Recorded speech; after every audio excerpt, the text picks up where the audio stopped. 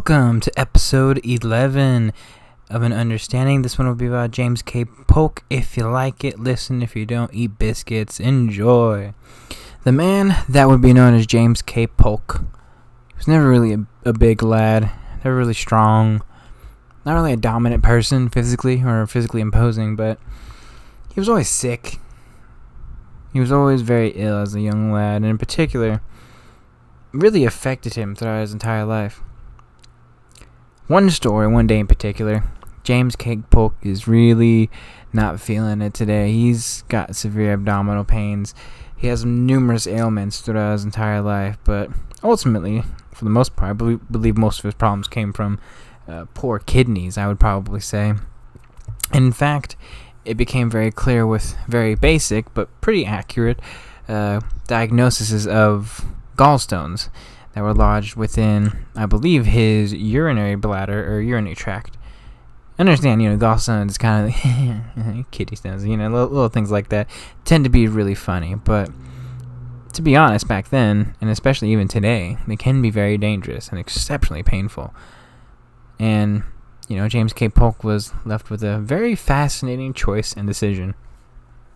You see, there's this doctor. He had just recently come back from Scotland. His name was Dr. Ephraim McDowell. He's one of the leading surgeons that of the Midwest in the United States at this particular point in time.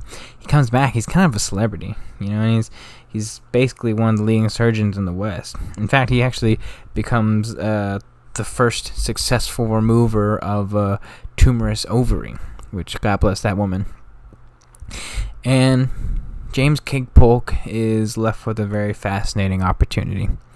His father, at this point, wants him to succeed in life, really loves him, cares about him, and cares for him, and really kind of gives him a bit of a choice in a lot of ways. It's either, you can basically die from this kidney stone, or you can potentially get this surgery and, potentially have a life, potentially be able to function and do something with your life, and live in a lot of ways. Now, there's a whole bunch of different things and a whole bunch of different scenarios, because obviously most people would rather live. But, there's also a genuine reality that there's no infection control protocols, there's no reverse isolation stuff, and on top of that, really, really dull blades, or at least not the greatest blades and whatnot, and above all else, your choice of anesthesia ultimately is brandy or whiskey. It's a very dangerous procedure. But if James K. Polk gets this procedure, his life would change forever. Once his father had sent word to McDowell for the operation and accepted, James K. Polk and his father would make a very, very, very perilous journey from Tennessee to Kentucky, Danville, Kentucky, I believe, was his McDowell's home. It's 200 plus miles in very unpaved roads, and let's just be honest. I think if I had kidney stones and I was in the backseat of a car driving, I'm not going to be a happy passenger, let alone 200 plus miles on poor roads where it's not an easy ride. I'll put it to you that way. In fact, by the time James K. Polk finally arrived to the White House, I guess you could say, ironically speaking, that McDowell's residence / hospital, I guess you could say office, it was a makeshift place. Hospitals are very different back then. James K. Polk was so weak that the doctor said, "Look, fam, if I cut him open, I'm gonna kill your son." And he's like, "Well, can we stay here?"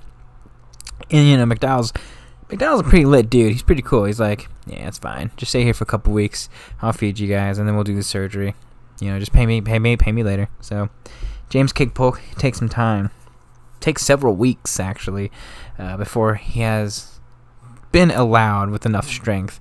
Again, imagine basically 2-3 weeks with kidney stones.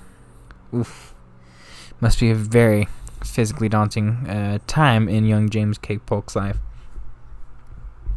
Still, right before the surgery, McDowell was basically saying, "Hey man, are you good? You Gucci? Do you want to go through this? And James K. Polk probably is more along the lines of, just get it fucking over with already, you know? I would probably be that kind of person. Anyways, on a wooden table, James K. Polk is held down, basically drunk beyond all belief and recognition. Brandy was his anesthesia. The doctor makes the incision and the surgery officially begins. Pain and agony is all James K. Polk feels effectively for the next hour and a half for the most part, as the surgery has just begun. How anyone survived this was incredible, let alone someone who had incredible and just insane levels of debilitating health problems. But James K. Polk thankfully was in the hands of one of the biggest pioneering surgical geniuses this country had seen at this particular point in time. James K. Polk was finally sewed up, and immediately, almost after, James K. Polk feels 10 pounds lighter. He feels so healthy. He would probably have a bit of an infection afterwards, but after resting up for the next week or two, and once he began to truly feel better, James K. Polk leaves with his father, healthier than he has ever been in his entire life. James K. Polk was in high spirits, happier than any single human being at this particular point in time. Let's be honest. You know, you're in pain for the better part of I would say, about 2 months, and you're finally free from everything. Although the surgery would effectively, I believe, leave him sterile. James K. Polk was looking forward. He was looking ahead. His poor health, his physical inadequacies in life, and a whole bunch of different things, you know, really slowed him down from achieving any sense of grandeur, you know. And it's one thing to, you know, be given an opportunity to do something and then failing at it, but he wasn't even really given the option to really do anything. He always felt behind. He always felt like he was always going to be 2 steps behind no matter what he did. And now, physically healthy, emotionally ready, and capable, James K. Polk has a real opportunity to achieve something that, at this particular point in this country's history, as of today, only 44 men have functionally accomplished, and that would be become President of the United States of America. James K. Polk is this country's 11th president, and one of the many presidents who has such a fascinating life and such a fascinating career. And in fact, history looks at James K. Polk, I think most historians would probably rank him and say that he's a very underrated president. And in fairness, it's a relatively accurate statement to say that he is an underrated president. You know, every single president's really graded upon, you know, what they do in office, etc., good and bad. And, you know, for a president like James K. Polk, who served from 1844 to 1848, you know, for one who's done so much for this country's history, or 1845 to 1849, for someone who's done so much for this country, in terms of just land expansion, you know, a direction that this country would go in, James K. Polk is never really brought up in the likes of, you know, the great ones, I guess you could say, the ones that really fundamentally change, you know, how we perceive the presidency and all that stuff and all that jazz. And, you know, there's good reason too, because a lot of the good things that he did, ultimately in a lot of ways, unfortunately, kind of led to a lot of future bad things in this country's history. But I'll get to that in just a second. James K. Polk was our 11th president. He was the president right after John Tyler, and really comes into the presidency at a very, very, I don't even want to say cataclysmic time, but a very opportunistic point in this country's history. He deals with many things during his term as president, and would basically be a part of, and I guess you could say he's like the real politician after, you know, the Founding Fathers and the Revolutionary War period. He's the pinnacle type of politician, specifically born after, and mainly his youth and his prime age for the most part, really being during the entirety of the pre-Civil War era. James K. Polk comes into the presidency, though, like I said, at a very opportune time. This country is dealing with Texas expansion in the West, and things that would lead to many aspects of his presidency that would be considered good ultimately end up doing a lot of fascinating things for the history of this country. First and foremost, James K. Polk, probably aside from Thomas Jefferson, has accumulated more land in this country's history. Basically, he gets the entire West Coast and Texas. Although Tyler starts a lot of that process, James K. Polk absolutely finishes it with vigorous valor and whatever you want to say, for the most part.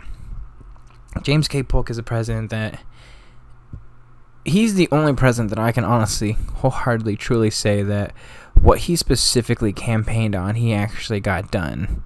And life would be very fascinating for James K. Polk if things had turned out, if he was a much healthier person. And James K. Polk truly is just a unique and fascinating what if as an executive officer and chief. He was one of the youngest president. He was the youngest president at the time of his election when he was elected into office, and also one of the youngest, unfortunately, to die, dying about 3 months after his presidency due to, I would probably say, some kidney problems, and then probably just working himself to death. To be honest, he's single-handedly probably one of the genuinely hardest working presidents this country's ever seen, and James K. Polk, to me, is one of the few presidents, like I said before, that's much more fascinating when you look at the totality of his life, rather than, I would probably say, just the singularity of his presidency, for the most part. And a lot of presidents, I can genuinely say the opposite. Out of the 10 that I've done so far, the presidents who've just had this immaculate life and a fascinating career, like Andrew Jackson, Van Buren, for instance. Obviously, it's most of the founding fathers, like JQA, John Quincy Adams, but some presidents just basically are just their presidency for the most part. And, James K. Polk is one whose life is just all over the place. He does a lot of things. He's very fascinating. He's a fascinating human being to really study, to really learn, He's a son of Jefferson. Not actually a biological son, obviously, but, he's kind of like Jackson, or not Jackson, he's kind of like Van Buren and Tyler in a lot of ways. The feeling of Jefferson and the ripples of his ideology really ripple down through generations long after he's gone. James K. Polk really continues that legacy for the most part. And if I'm going to be honest with you, he's probably the president that I think really functionally standardizes, in a lot of ways, the Southern Democrat. The specifically states' rights Southern Democrat that would basically be the leading succession, unfortunately, during the Civil War. In terms of, at the very least, he's the archetypical Southern Democrat around this particular point in time. And James K. Polk, despite a lot of the conflicting realities of who he is as a person, I'll get to that with his entire life story, because he's one that, I'm probably going to spend a lot of time on, and I'm going to spend a lot of time really trying to functionally understand, because, he's a deeply fascinating individual with a life that makes the most sense out of any single founding father or any single president that I've ever actually had the ability to study and to really, research on, and to really, look at from a comprehensive perspective and point of view. And one that I think really changes this country. His presidency, for better or worse, is the presidency that really kickstarts and really drives this country towards civil war, for better or worse, but also drives this country to the point, in a lot of ways, and at least the direction that this country is going to be going towards, basically with increased industrial revolution and the path to, I guess you could say, North American dominance and success, So he's all over the place, to be honest with you. But I will say one thing about James K. Polk that is, undeniably true. For all his flaws and his faux pas, etc., and for one and I'll explain more about this at the very end when I come to my conclusion about James K. Polk. There are very few hardworking, very few fascinating, and very few presidents during the pre-Civil War era. And I would probably say the pre-Civil War era is the era after Jackson. Personally, that's just me. I would say after Jackson, the presidents between Jackson and Abraham Lincoln are the presidents that encompass, the actual tensions of what encompasses the Civil War. Don't get me wrong, I think Andrew Jackson really starts a lot of it, but he's on a whole nother plane of existence, which is ironic because James K. Polk's nickname is Young Hickory. Very deeply fascinating, but I'll explain that when I get to that portion of his story. It is undeniable, at least in my personal perspective and point of view, that probably, aside from Tyler, or I can make an argument for Tyler specifically, out of all the presidents during this particular point in time, whether it's Zachary Taylor, Fillmore, Pierce, Buchanan, Buren, Henry Harrison, he's probably single-handedly the most competent and the most capable out of every single one of them. And whether one's opinion of the actual pre-Civil War presidents goes whatever direction you want it to go in, it's undeniable that at the very least he's the most competent, capable, and arguably the best out of all of them, and that at least means something for the most part. Anyways, let's begin, because James K. Polk has a very fascinating life that I really want to get into. So let's start with James K. Polk's childhood. James Knox Polk was born on November 2nd, 1795, in a log cabin, by the way, in the Mecklenburg County of North Carolina. Fascinating. There's a whole bunch of different... There's parallels to him and Jackson I think are very, very fascinating. In fact, I think Jackson grew up really close to the Mecklenburg County, and specifically the area that James K. Polk's grandfather, Ezekiel, basically had settled in. He's the son of Samuel Polk and Jane Knox. They named him after her father, I believe, James Knox Polk. And his family has a very fascinating history. They are Scottish-Irish descent. They had come over to this country through immigration to the Carolinas, and they were like OP. They were just awesome, kick-ass, pretty rich and wealthy by most standards. In fact, the Mecklenburg County and his specific county basically were like the first to actually declare independence, I believe, in North Carolina from Great Britain. That both of James K. Polk's grandfathers would actually fight in the Revolutionary War, I believe, and they were both, if I'm correct, Presbyterians, and also very vehemently Jeffersonians. The ideology would fundamentally come in for James K. Polk, and I don't think he really learned it. I think the best way I could explain James K. Polk's initial ideology growing up would be he kind of inherited the Jeffersonian ideals in a lot of ways. Anyways, he is the oldest of 10, family of farmers and basically just big plantation owners. And his entire childhood is fascinating. James K. Polk's father was a very, very prosperous farmer, both in North Carolina when they would move to Tennessee. Eventually in Tennessee, he would own basically thousands upon thousands of acres of land and at least several dozen slaves before his death, I think in 1827. Basically, he farmed quite literally everything. He was basically the consummate North Carolina farmer. Did everything: tobacco, wheat, corn, peas, barley, oats, and when the cotton gin finally came around the turn of the century, or like 1791, 1792, I think is when it actually early 1790s, and then really implemented at the turn of the century. Then they did cotton right after that. He was probably one of the most financially lucrative plantation owners just ever. He was incredibly intelligent, incredibly driven, and really was a fundamental Jeffersonian individual that really, kind of just put that perspective, for the most part, into his son. And I think a lot of it had to do with just, the agricultural politics, he actively supported Andrew Jackson and his presidential campaign in 1824, and the big old-fashioned Jeffersonian perspective. And then his mother, Jane, was a very, very, I would probably say like a little bit OCD. She was always very well organized, very tidy, a very stern mother, and she was basically just a fundamentally religiously conservative woman, and believed in raising her children according to the Presbyterian gospel of duty, I guess you could say, and it helped with young James in the times that he did get sick, unfortunately. Basically just instilling just genuinely speaking, an insane level of discipline, an insane level of work ethic, religiously speaking, and really pushed him whenever he was sick to improve himself in any meaningful way.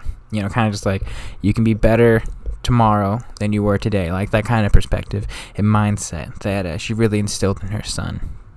Religion's really interesting with James K. Polk. I don't know if he was personally particularly religious. It was a very conflicting personal religious controversies with his family. On his mother's side, she was very deeply religious, and while the father didn't really care, on his side particularly, he was a fundamental Jeffersonian person. Didn't believe in the whole religious thing, and the whole religious freedom aspects of Jefferson, etc., whatever you want to call it. I believe at the very least his grandfather was a deitist, which basically just is fundamentally just a rejection of the really Calvinistic forced religion, I guess you could say, and like dogmaticness of it. Probably his father was too, but I'm not 100% positive about that specifically. At the very least, it just seems like with his father, it's just much more about liberty, property rights, the agricultural revolution in a lot of ways. Despite the complicated religious history, I guess you could say, at least with his entire life, James K. Polk just lived a normal life in North Carolina childhood. The next couple kids after him, since he's the oldest, were his sisters and a whole bunch of babies. I mean, Jane's a pretty strong woman to pop out a whole bunch of little babies. But when he was healthy, he basically just enjoyed life for the most part. Other than some chores and whatnot, he was a genuine country lad, a country boy.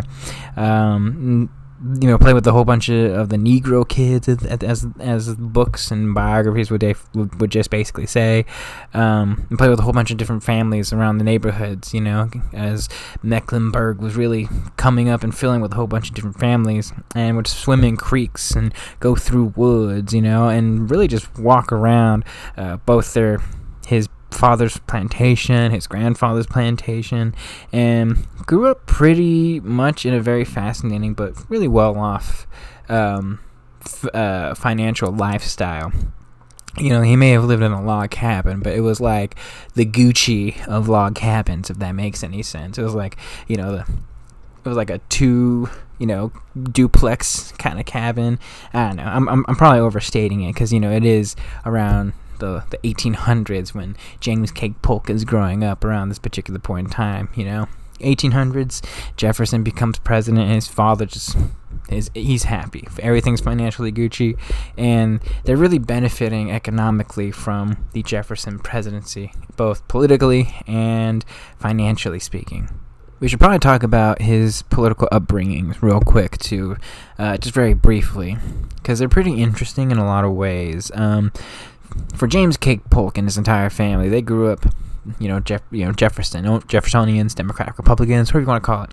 And for the Polks, politics was religion, okay? Like, with Tyler and other, people for the most part, they grew up with politics in a particular way. But he's probably a little bit more like Martin Van Buren, where, he was just around it. His family didn't really participate in it that much, although they were very aware and influenced by it.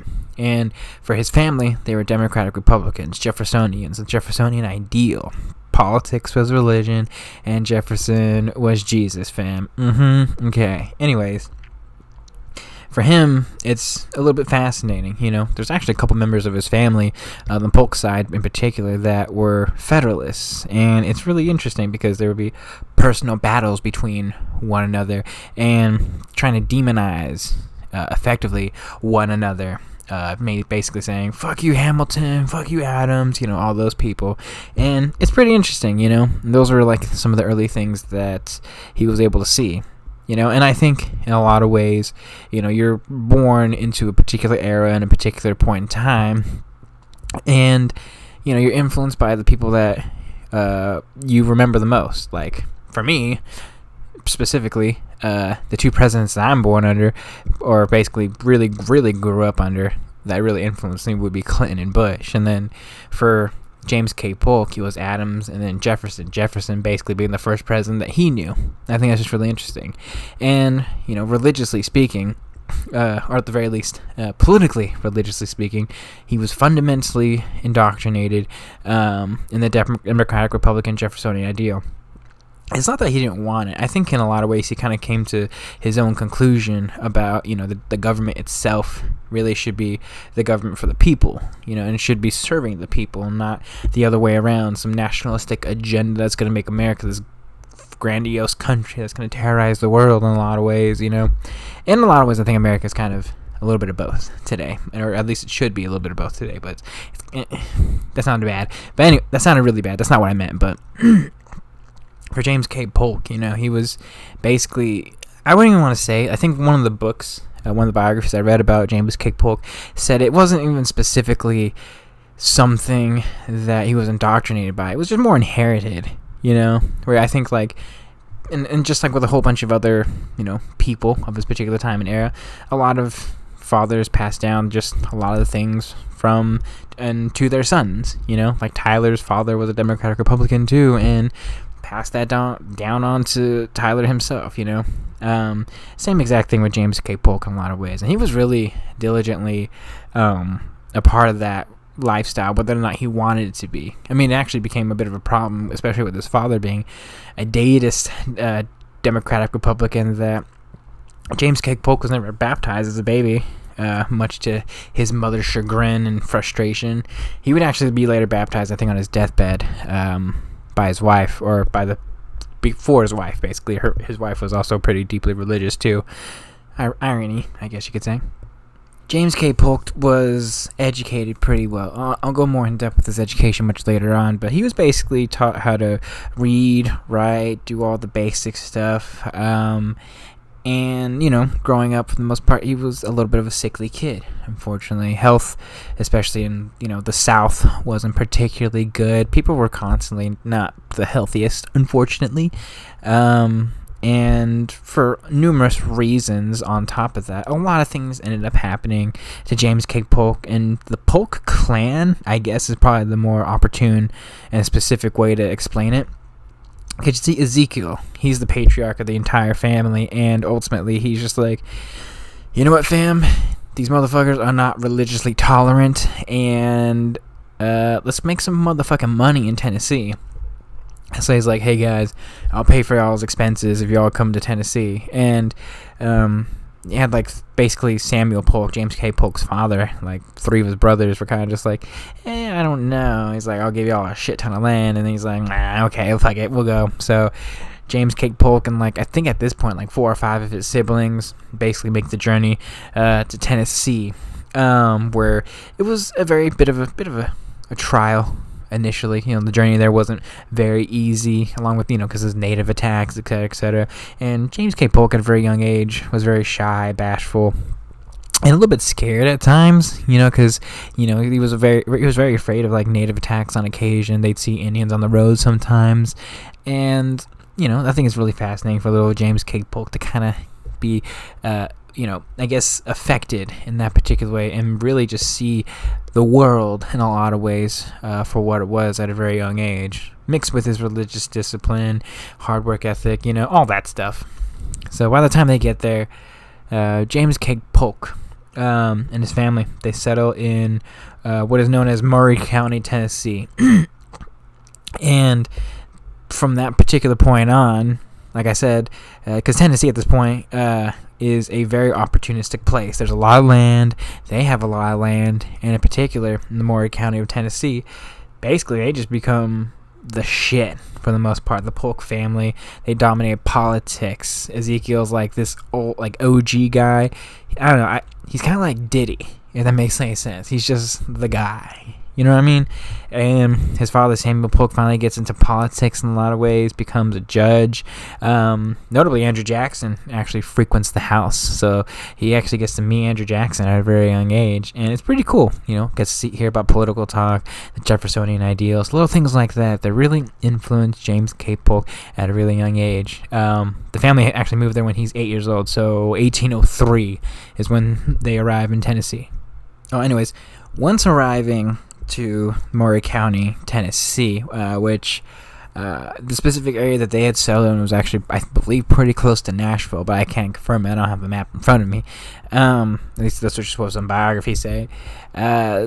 Frontier life was a very big, drastic difference for young James K. Polk. They had lived a pretty luxurious life, pretty free from danger, relatively speaking, and had entered basically kind of just fucking anarchy in relative comparison to, his normal life. Because you have to remember, frontier life was not very fun for a lot of people.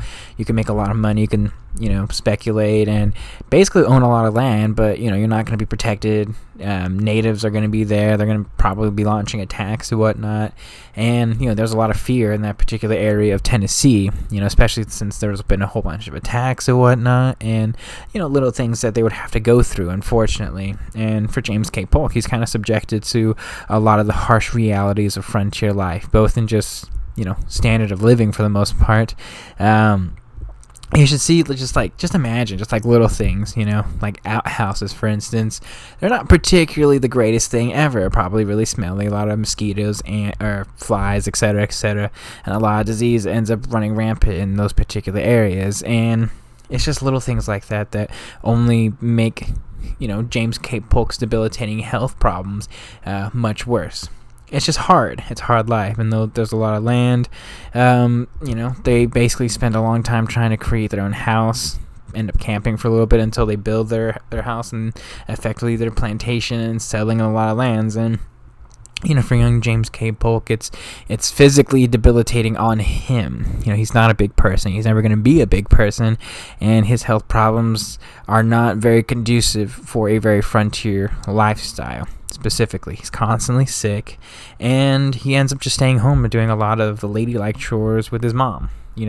Much to his chagrin, his embarrassment, etc. And it's little things like that make James K. Polk like someone that, when he gets a real opportunity, he's going to take it, when he gets healthier. That's why he kind of just goes full speed ahead and does everything that he possibly can when he's finally healthy.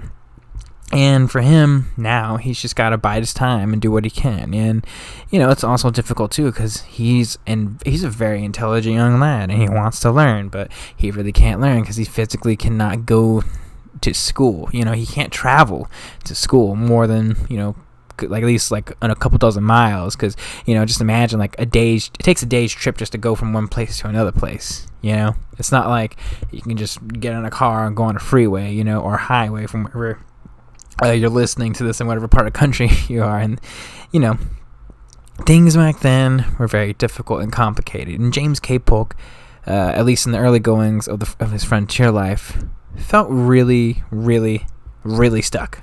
Despite the struggles of young James K. Polk, for the most part, life was slowly improving. His father was a very strong, financially lucrative man. He ended up becoming, taking over his Samuel Polk, by the way, his own father, Ezekiel's.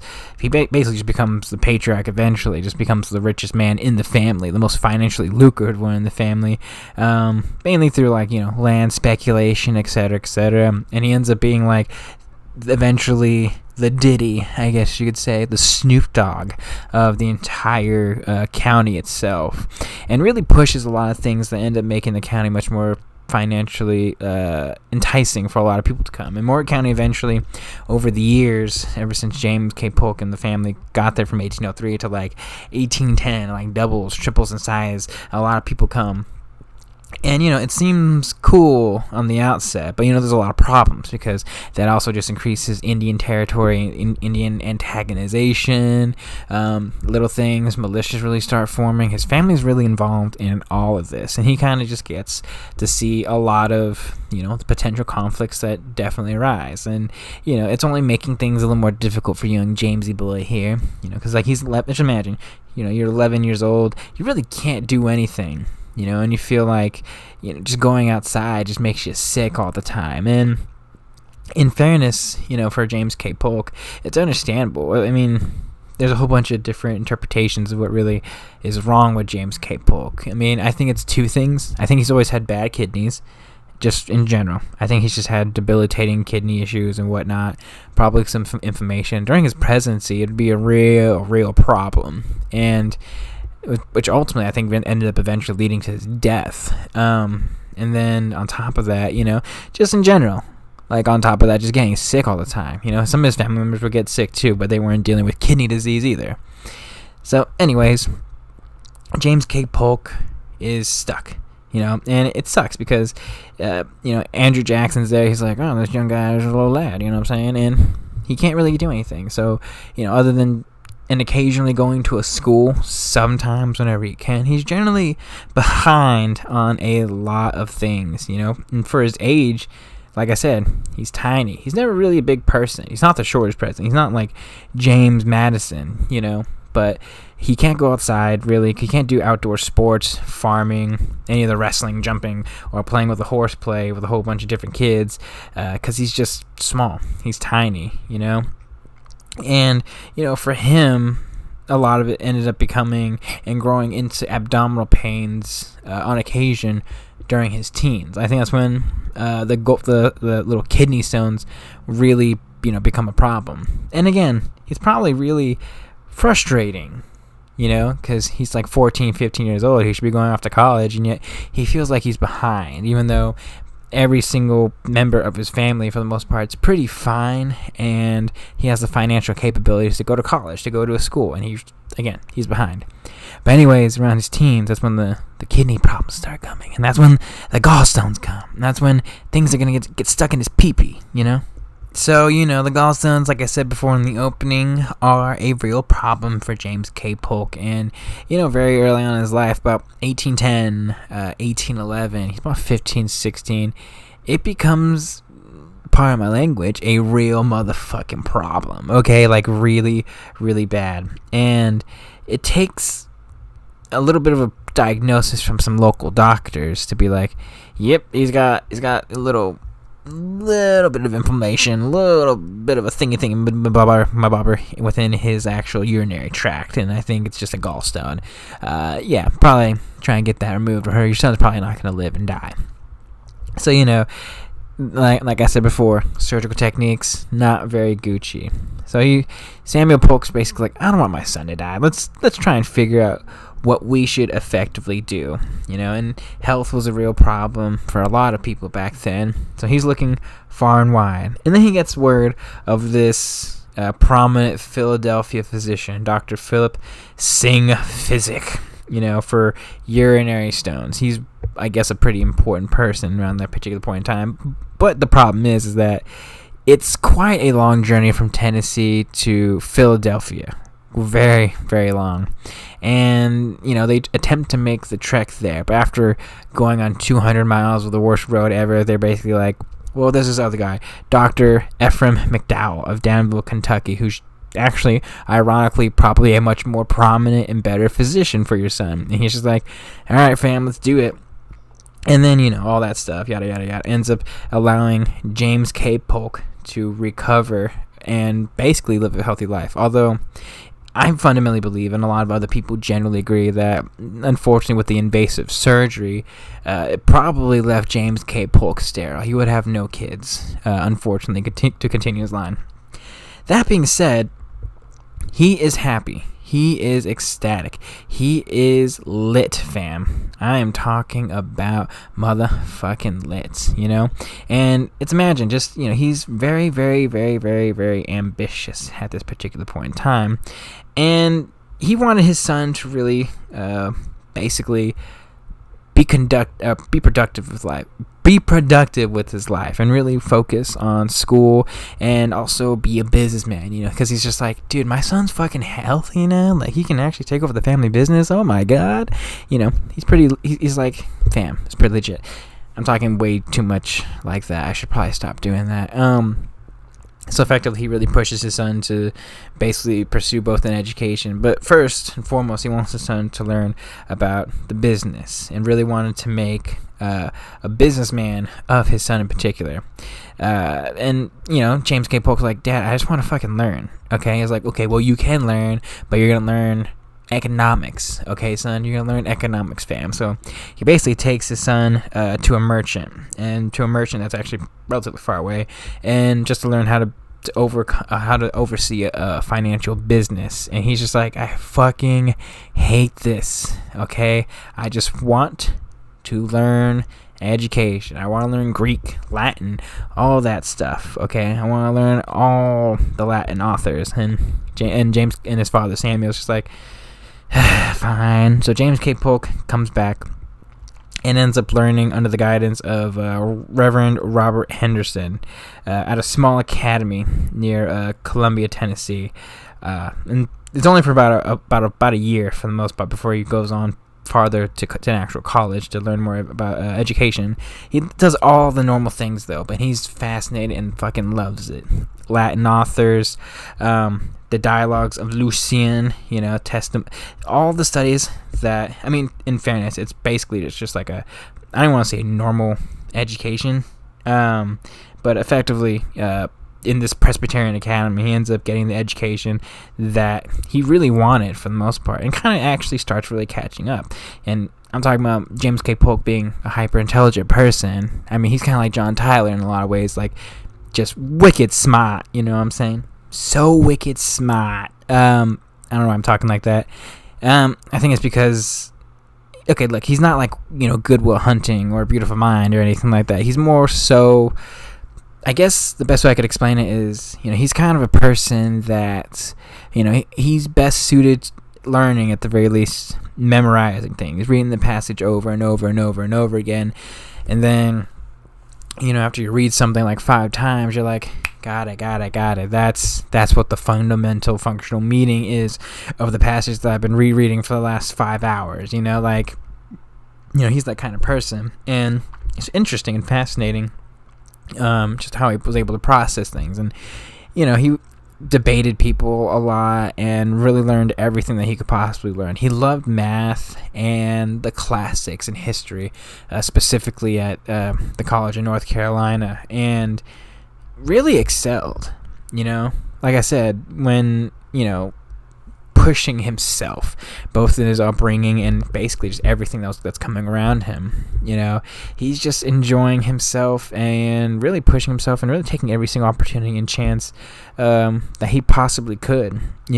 And it's really interesting and fascinating too. Growing up, I mean, the war is technically over, the War of 1812, but during his entire education, while the British are attacking America, I think it's a bit of a tumultuous time that only really emphasized and pushed forward his democratic Republican ideals too.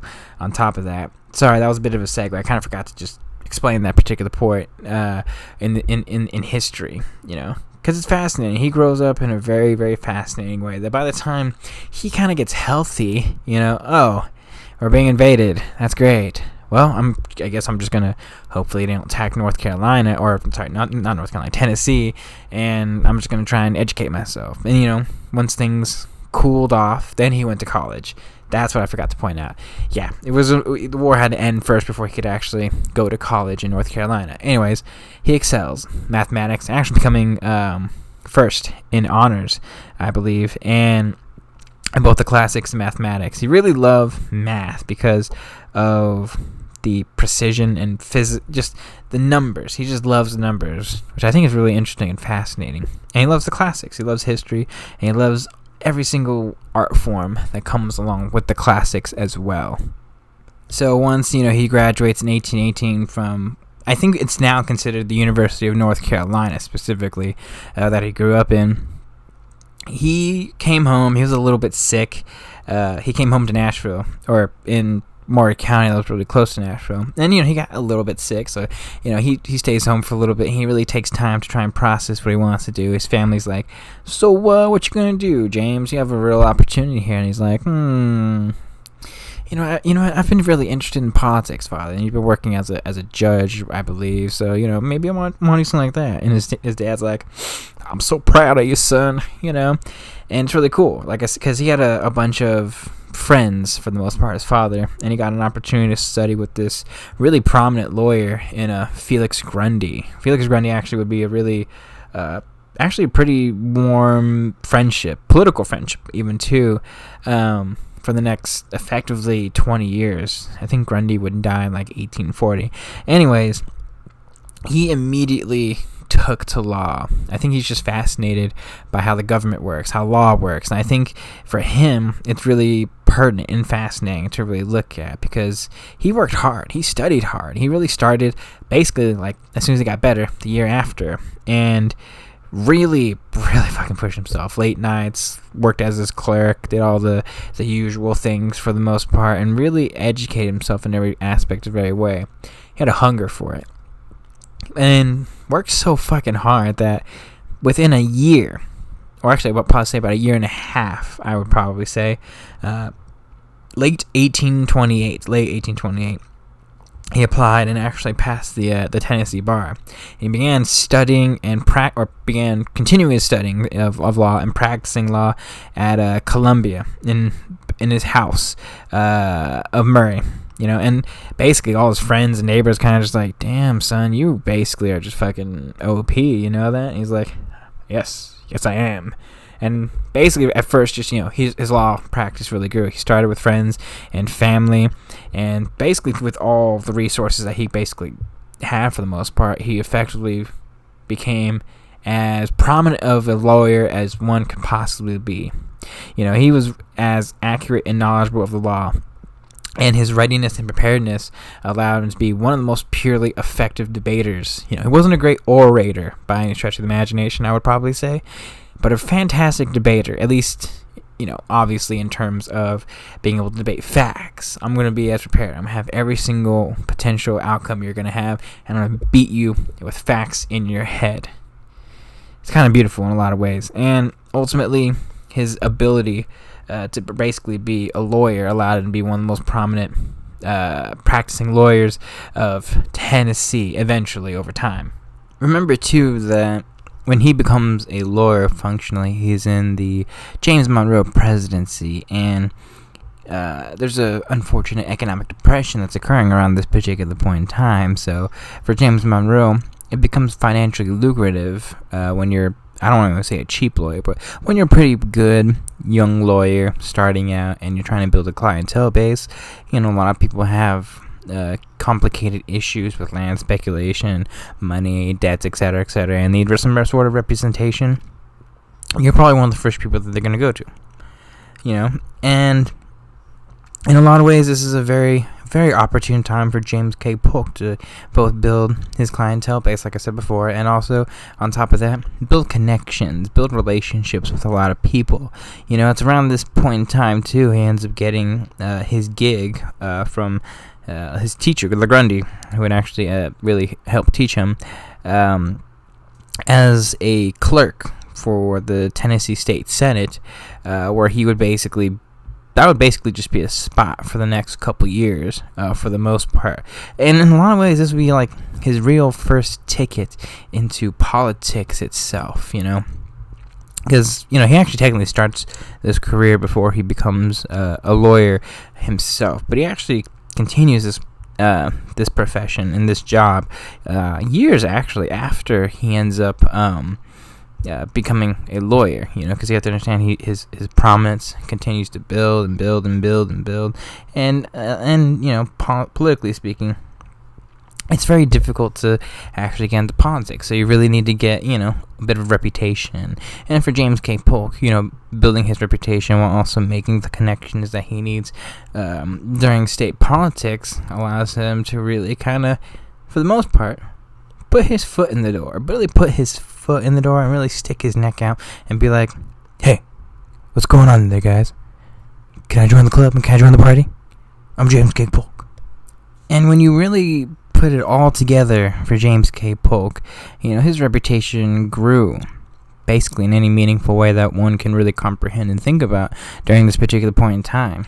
Just on a personal and political basis, a Jeffersonian person, Democrat or Republican, and the ideals that basically every single person in the state of Tennessee really reflected on, or like some majority of the people from Tennessee really reflected on, but a frontier lad, and especially it helped that, he knew Andrew Jackson, was pretty cordial with Andrew Jackson, was such a big supporter of Andrew Jackson, that was going to really help push him and propel him into the whole political sphere. Not to mention, too, he was a smart whippersnapper. Was able to debate a whole bunch of different people and really started gaining prominence in his ability to debate with his numerous cases during, unfortunately, one of the more difficult economic times within this country's history. And a lot of things are happening at this point. The country's changing. It's a one-party system, and the particular ideals, a subsection that would eventually develop into the Democratic Party, it's really starting to take hold within this country. And despite it being a one-party system, it's splintered, and the country's really reeling in two different directions. And James K. Polk in Tennessee, and Andrew Jackson to an extent, are like the big leaders of this particular movement, as the country is really divided on sectional grounds and basis that would lead to the election of 1824. But I'll get to that in just a second. While he's building up his clientele base, his political base at the very same time, James K. Polk is also falling in love. See, there's this girl. Her name is Sarah Childress. She's a very fascinating young whippersnapper lady and a really strong lady. They would actually meet pretty early on, for the most part, and marry soon after in 1824. Their relationship is quite fascinating, to be honest with you. They'd actually known each other for quite some time before they actually got married in 1824. First and foremost, they met when he was in North Carolina. They both took some lessons together from tutors while she was in the Moravian Female Academy at Salem, North Carolina, and while James was studying at the University of North Carolina. They really didn't formally know each other, specifically back then, while receiving private tutorship. They would actually be kind of reintroduced to one another in the early 1820s, when Polk's like 26, she's like 17, 18 years old, and in a lot of ways, Andrew Jackson kind of helped James K. Polk get laid. You know what I'm saying?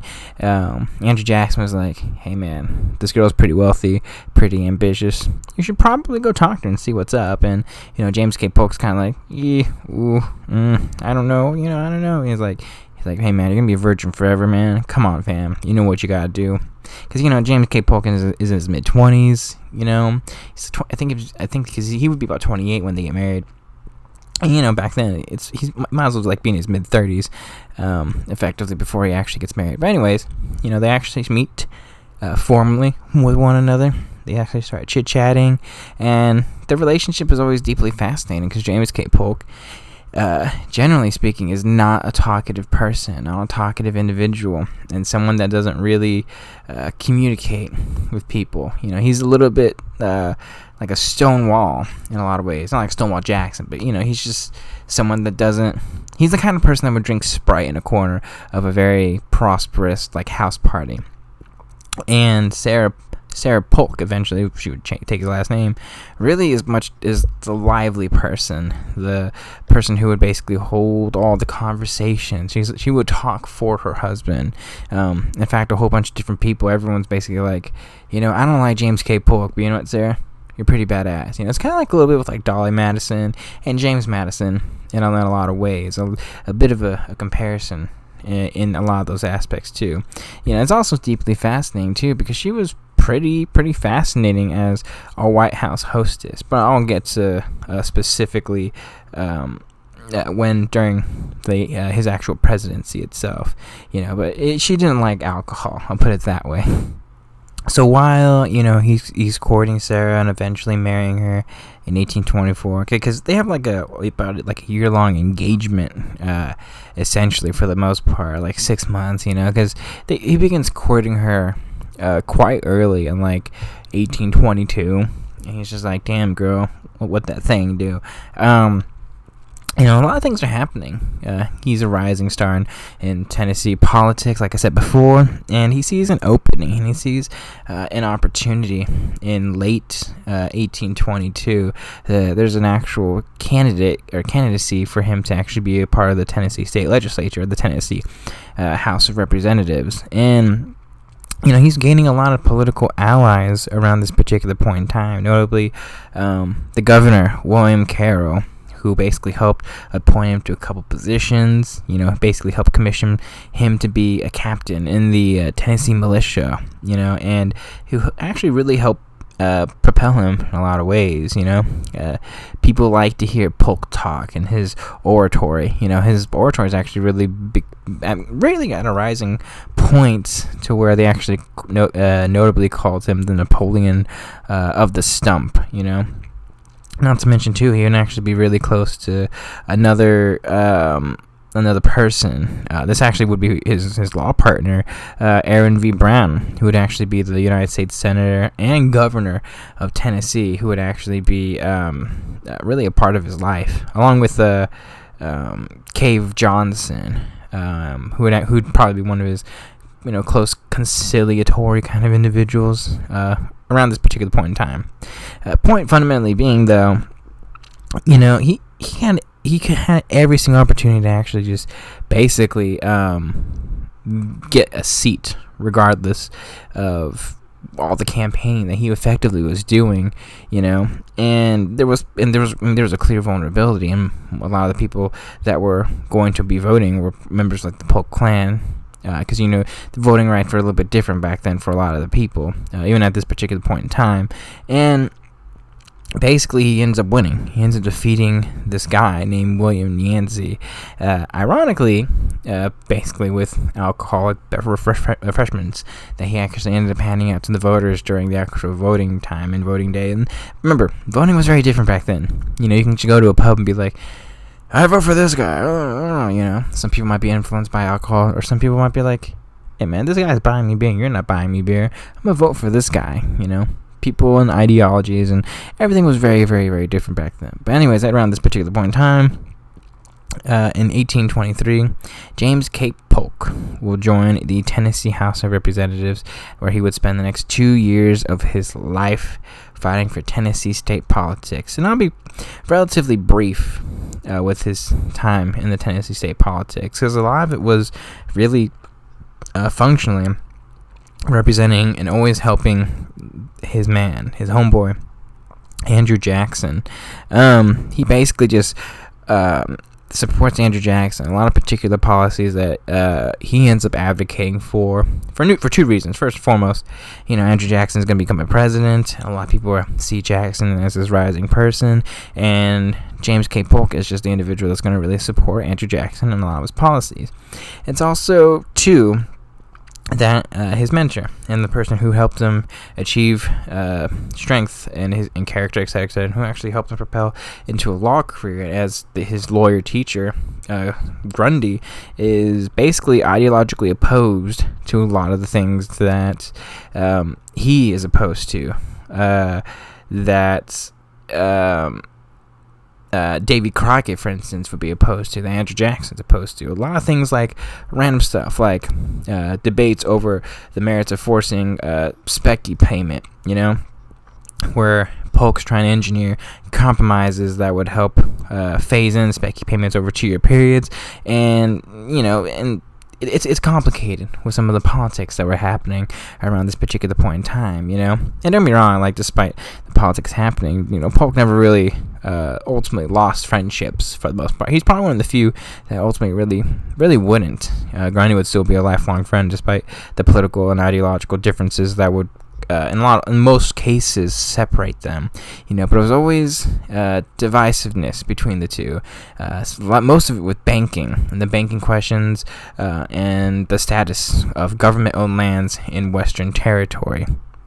It's kind of funny, to be honest with you, too, because when you look at his entire time as a state legislature, he's such a big advocate of Andrew Jackson in so many ways that they actually started calling him, which would be, funny enough, his nickname, really that would be the most prominent nickname throughout his entire career, Young Hickory, you know, because, you know, around this particular point in time, there people are trying to nominate presidents, and basically everyone in his entire family is all about Andrew Jackson. His wife, Sarah Polk, and her siblings actually called Andrew Jackson Uncle Andrew. That's kind of weird, but point being, you know, there's an overwhelming level of support for Andrew Jackson, and specifically, you know, the Tennessee governor, William Carroll's, and a whole bunch of other people. The ideological democratic ideals that would influence James K. Polk, you know, and a lot of his supporters and a lot of his allies ultimately was behind Andrew Jackson 110%. Which, unfortunately, when the actual election of 1824 occurs, and, you know, that all that stuff ends up happening, he's basically just like, oh, you guys are horrible. And he basically, just like all the other Jackson supporters, believed that Henry Clay had traded his support as the fourth place finisher of, you know, to be the Secretary of State, you know.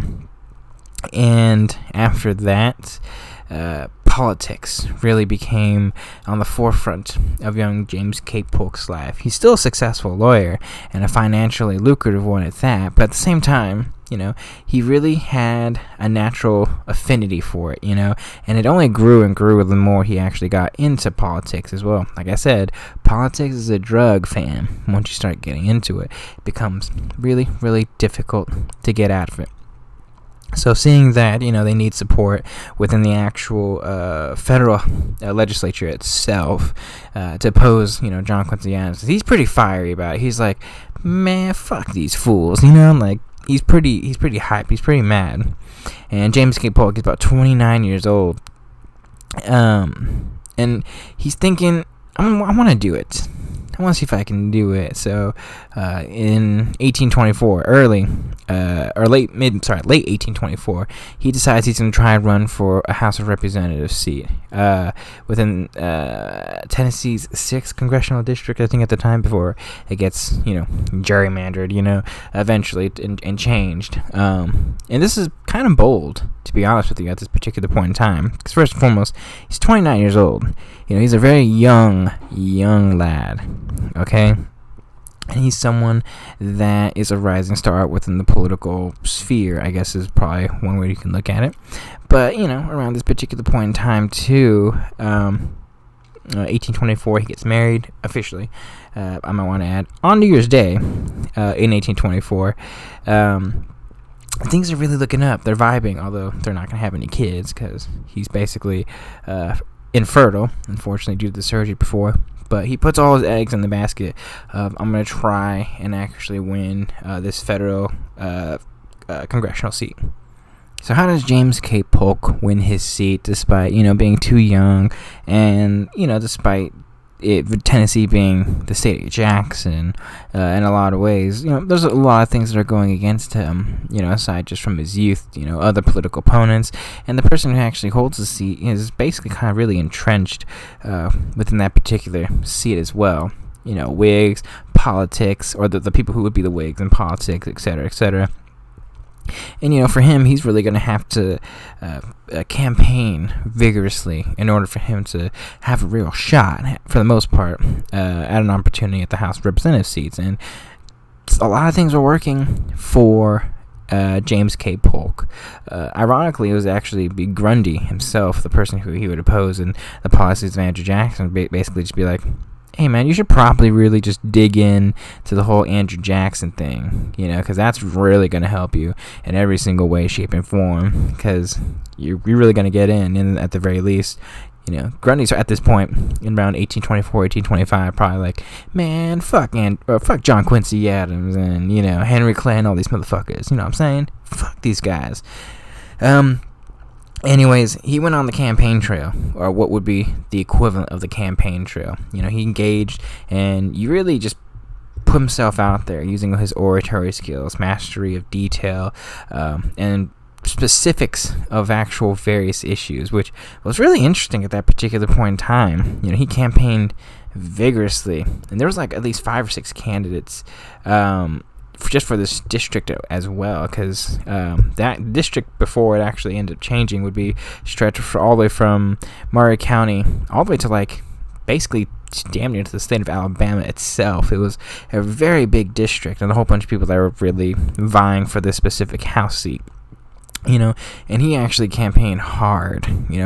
His wife really worried about his health at various points in time because he's just not a pretty healthy person. He would be healthier, much more so as an adult, but he damn near worked himself to death, it seemed like, And despite, his stiffness, I guess you could say, and his emotional distance, when James K. Polk was debating people and really just put himself out there, people were just like, damn, this guy knows what the fuck he's saying, And despite his youth, despite a whole bunch of different things, him supporting Andrew Jackson, him really pushing for a whole bunch of Jacksonian policies, and him being a very detail-minded person would be the deciding factor for the most part.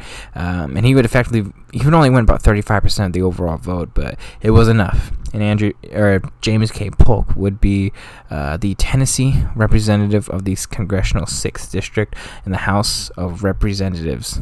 So for this part, I just want to talk about the specifics of what it was like to be a member of the House of Representatives around this particular point in time, and also kind of explain a little bit of like Polk's ideology, because it's a little interesting. It's pretty straightforward, though, if I'm going to be honest with you.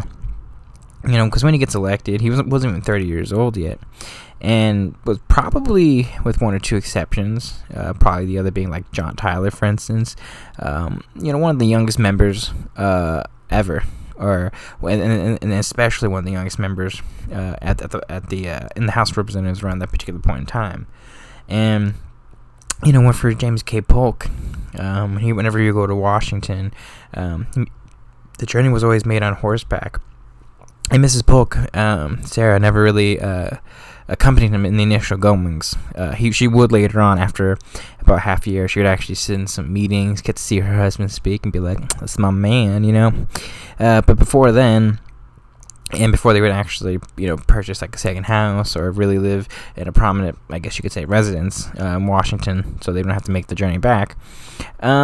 Effectively, they would be paid to live in specifically like little courthouses, or not even courthouses, that's not the right way to say it. They're like little like homey cabins, I guess you could say. They'd all bunk up with one another in these little places, like little bunkhouses, I guess you could say, where a whole bunch of the other House politicians and members would actually board with them as well. Notably, like a couple of them being like Sam Houston, for instance, Benjamin Birch, a whole bunch of, important people around that particular point in time.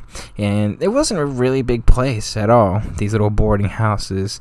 And, you weren't really given like your own desk and stuff at the state or at the congressional federal buildings and whatnot. So his room actually ended up being like a makeshift office and desk and stuff like that for him, so he can do all his papers and stuff. And he really spent a lot of his time there.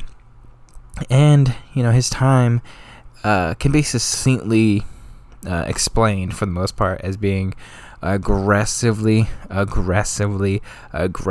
against John Quincy Adams, Henry Clay, and was so vehemently Andrew Jackson supporter that, anything... he'd be one of the most outspoken individuals against the Adams administration, and then so on and so forth, as a combatant individual in the House of Representatives against Henry Clay for some time. But I'll get to that in just a little bit. And it's fascinating because, James K. Polk is not a charismatic person. Let me make this very clear. He's very quiet. He's very calm. And he's someone that is a weird mixture of, like, someone that has a little bit of Washington in him, where, like, he has something to think, but he doesn't really say anything. But then also, he's just shy. He doesn't just want to talk to people. He's the introvert to the umpteenth degree, in every sense of the word. He's not like Thomas Jefferson. Say what you will about Thomas Jefferson, but he was like a leader of men. He was very charismatic, and he's not like Andrew Jackson either. And Andrew Jackson may be the equivalent of boorish by their standards. People liked him. People liked that. And for James K. Polk, he would make friends pretty well and pretty easily. But he wasn't a magnetic person. It wasn't like, I want to vote for him, except for the few times that he did campaign. It was very difficult for people to really connect with him in a lot of meaningful ways. And you know what? It's just, and that kind of goes into with just his political ideology too. I think it's really fascinating. And this kind of goes into what would effectively be his presidency, which would be, I think he's just the archetypical Southern Democrat, specifically, because like Andrew Jackson is not what I would consider the archetypical Southern Democrat. He's something else entirely. He's a unionist Southern Democrat, and it's quite fascinating and weird. If I'm going to be quite honest with you. Yeah, I would say probably John Tyler is probably the closest thing to the archetypical Southern Democrat. I mean, he actually joins the Confederacy when Civil War breaks out. And I think James K. Polk is what I would say is a general, ideological Southern Democrat, which I think is honestly a bit of a mixture between like a John Tyler and an Andrew Jackson, because it was funny. I was watching that movie, The Free State of Jones, that movie with Matthew McConaughey. It's actually incredibly well made, and I would say pretty historically accurate film, where, it's not like every single person, there's problems on both sides. And I think if you watch that movie, you'll get what I'm saying when, it's not everyone was this Southern, oh my God, like states' rights all the way, like there's poor Southerners that didn't own cotton plantations and that were fighting the war of rich men, And I think James K. Polk was a fundamental believer in that. But at the same time, rights, liberties, etc., for me to do what I wanted to do was always going to be paramount for the most part. But had he survived, I think he probably would have been a unionist wholeheartedly. But I'm not going to be shocked either way, shape, or form if he becomes a Confederate Southern Democrat by any stretch of the imagination. But I think for the most part, he is what the archetypical Southern Democrat would effectively be, especially when he becomes president. For better or worse, if you're president, you're going to be the leader of your party, and he has such a significant influence, ideologically speaking, in terms of what he wants to do. And in fairness, I think the one thing he has in difference of Jackson, for the most part, is aggressive expansion. That would be the platform he would effectively run on in the future, where that's the one paramount thing that, I'm not saying Andrew Jackson wasn't an expansionist, but, for James K. Polk, he's the guy of manifest destiny, fam, okay? Manifest motherfucking destiny, and he was going to be a big proponent of it, and this would be the big thing that I think really differs him fundamentally between him and Jackson, for the most part. Anyways, back to James K. Polk, the politician and the House of Representative member. So basically being Jackson's number 2, that's when the nickname Young Hickory really started gaining a lot of prominence and steam, because he supported everything Jackson wanted to do. He was like kind of like Jackson's eyes and ears, and they would actually maintain a very strong correspondence and relationship during this period and point of time. But, I think in a lot of ways, Polk really started to kind of create himself in a lot of ways, despite being a young Hickory. Because, although he supported a lot of things that Jackson did, and a lot of things that Jackson really wanted to do, he was also just vehemently for states' rights. He's like a weird mixture of, like, Andrew Jackson and, like, Calhoun in a lot of ways, but much quieter than both of them.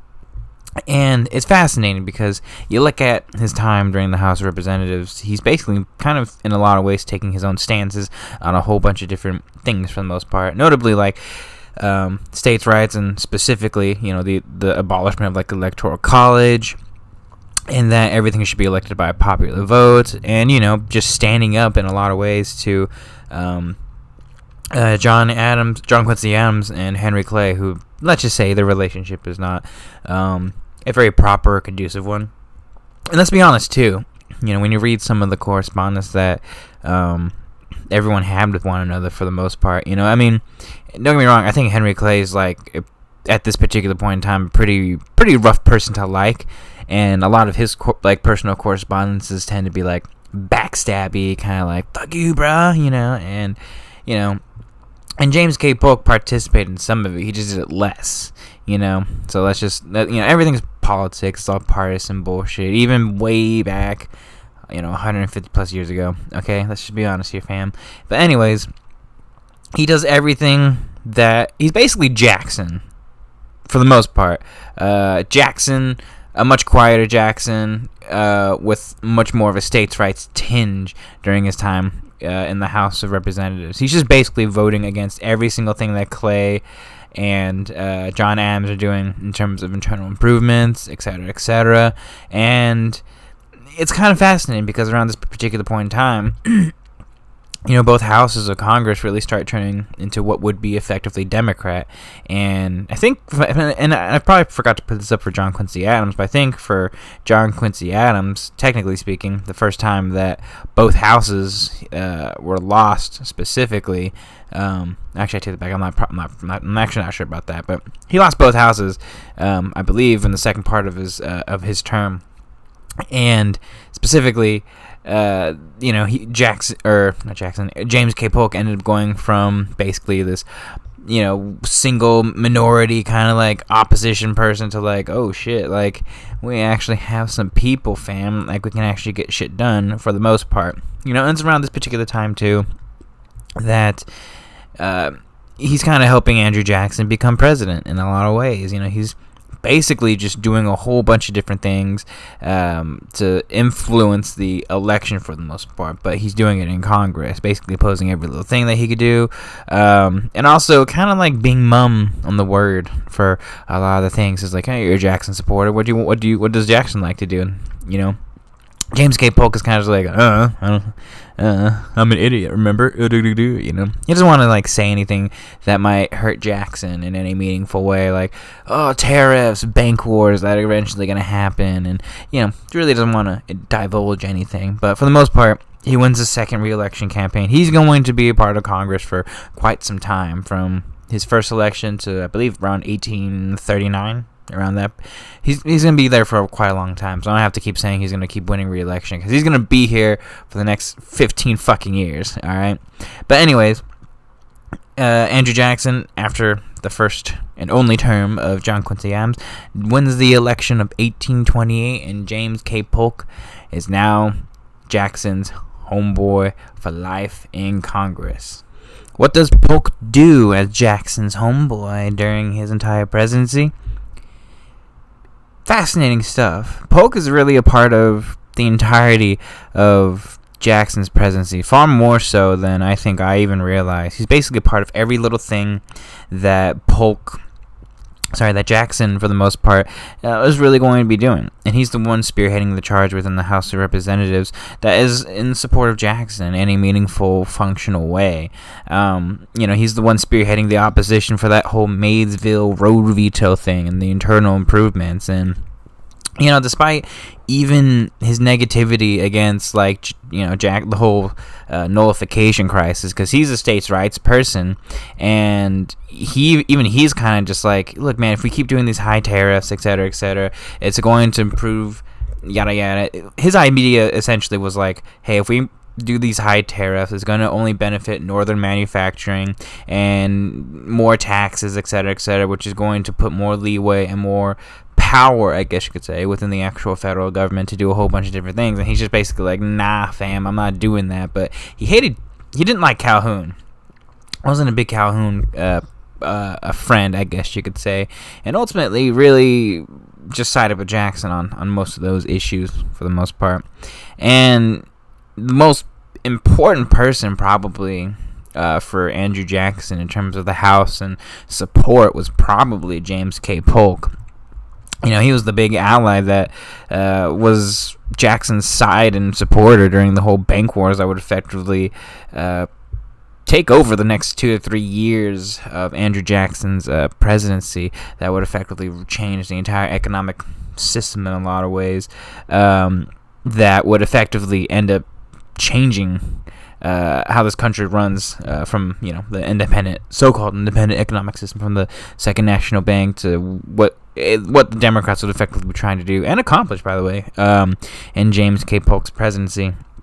James K. Polk was a member of the House Ways and Means Committee. He conducted a whole bunch of the investigations of the Second Bank, and was really one of the persons who really condemned the bank. Because the whole House Ways Means Committee during their whole investigations were kind of just all over the place, oh man, it's not so bad, and a lot of them are okay, it's it may be a little bit corrupt, but it's not that corrupt. And then James K. Polk's no, this shit is fucking corrupt, and really condemned the bank when the recharter of it really occurred in 1832. And he's just hey, Jackson, fam, don't do this shit, man, this bank is horrible. And Jackson's oh, I know, man, I got you, dog. And then if I can just veto that motherfucker, and everyone's oh my god, this whole veto thing, and then everyone's panicking because they're thinking that he's not going to end up Jackson's not going to end up winning re-election. But guess what? Andrew Jackson ends up winning re-election.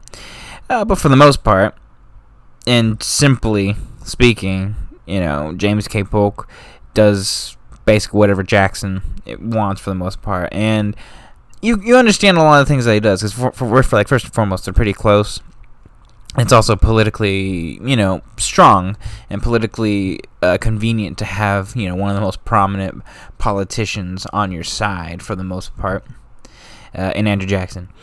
The second term of Jackson, and I would even argue during Martin Van Buren's presidency himself, was very politically opportune, politically divisive, and really a politically complicated time for James K. Polk and the state of Tennessee for the most part. Probably should have gotten more into it with Andrew Jackson, but I didn't want it to be a 6-hour episode. Let's be honest, politics is very complicated. There are people who have, personal opinions on certain things and yada, yada, yada. And I think generally speaking, no one is wholeheartedly a Democrat or wholeheartedly Republican into every single fundamental aspect of what the parties represent. There's, at one point, Republicans had 3 different branches of the Republican Party. The moderates, progressives, conservatives. Conservatives went out for the most part, but republicanism, or just the idea of political parties being tied to one particular idea or whatnot. It's very complicated. There's a whole bunch of different people. I guess what I'm trying to say is there's people who are you're clearly not a Democrat, but you still support the party regardless, despite the ideologies shifting or changing, or that's not what they actually represent anymore. And I think it's very apparent during this particular point in time when you look at certain state politics during Andrew Jackson's presidency. And for the most part, just for the next 15 to 20 years where things shift, especially in a really political hotbed that is known as slavery, etc., etc. Things change, people change, and the parties are in what they represented, or they even go farther into what they are ideologically speaking. The South going way more into pro-slavery and states' rights, and the North going much more abolitionist and probably much more of a federal government kind of expansionist kind of view in some instances, but not wholeheartedly like that. And during and say what you will about Andrew Jackson, but it wasn't all good. It's not like every single Democrat supported, Andrew Jackson in any meaningful way for everything that he did. They all loved him, and they all still thought he was the man of the people. But a lot of people didn't like, the whole destruction of the Second Bank and the way that he went about it in particular. And a lot of people are you're kind of being a bit of an authoritarian person, so I'm not going to vote for you. And it threatened certain elections, for instance, and especially for Polk. in some of his re-election campaigns in the latter part of Martin Van Buren's term was a big reason why he would end up leaving the House of Representatives. That's one of the reasons, is because he probably wasn't going to get reelected, unfortunately, due to Tennessee being really split, because he's like half of Tennessee still loves Andrew Jackson, but then the other half is kind of like, no, he's kind of a bit of an authoritarian at times, or he can be. So let's just be honest about that. And it would happen all across the country. That's a big reason why Martin Van Buren barely won the presidency. And a lot of it had to do with just the reality of basically what Andrew Jackson did, and then they would lose the election of 1840. So it is what it is. But anyways, politics, it is what it is, and at least that's just what effectively is how it went in some ways, shape, and form. Just want to point that out really quickly and very briefly. Despite all that stuff happening, the second term of Andrew Jackson and the term for Martin Van Buren were very politically opportune times for James K. Polk, and understand too, he's still kind of sick. He's not the healthiest person. He wouldn't be the healthiest person his entire life, and his wife Sarah would have some issues with it, especially when he goes on the campaign trails too. Because he would go on and have speeches that are like 5 to 6 hours long, shake people's hands, and it gets exhausting. Very, very exhausting doing shit like that. And these were very tough times, effectively, for James K. Polk health-wise. He wouldn't really live that long after his own presidency because of the incredible work ethic that he had for the most part. But ultimately, despite that, for the next 7 to 8 years or so, these are actually politically really gratifying times for James K. Polk. Things are looking, as the young men would say, very Gucci. You know what I'm saying?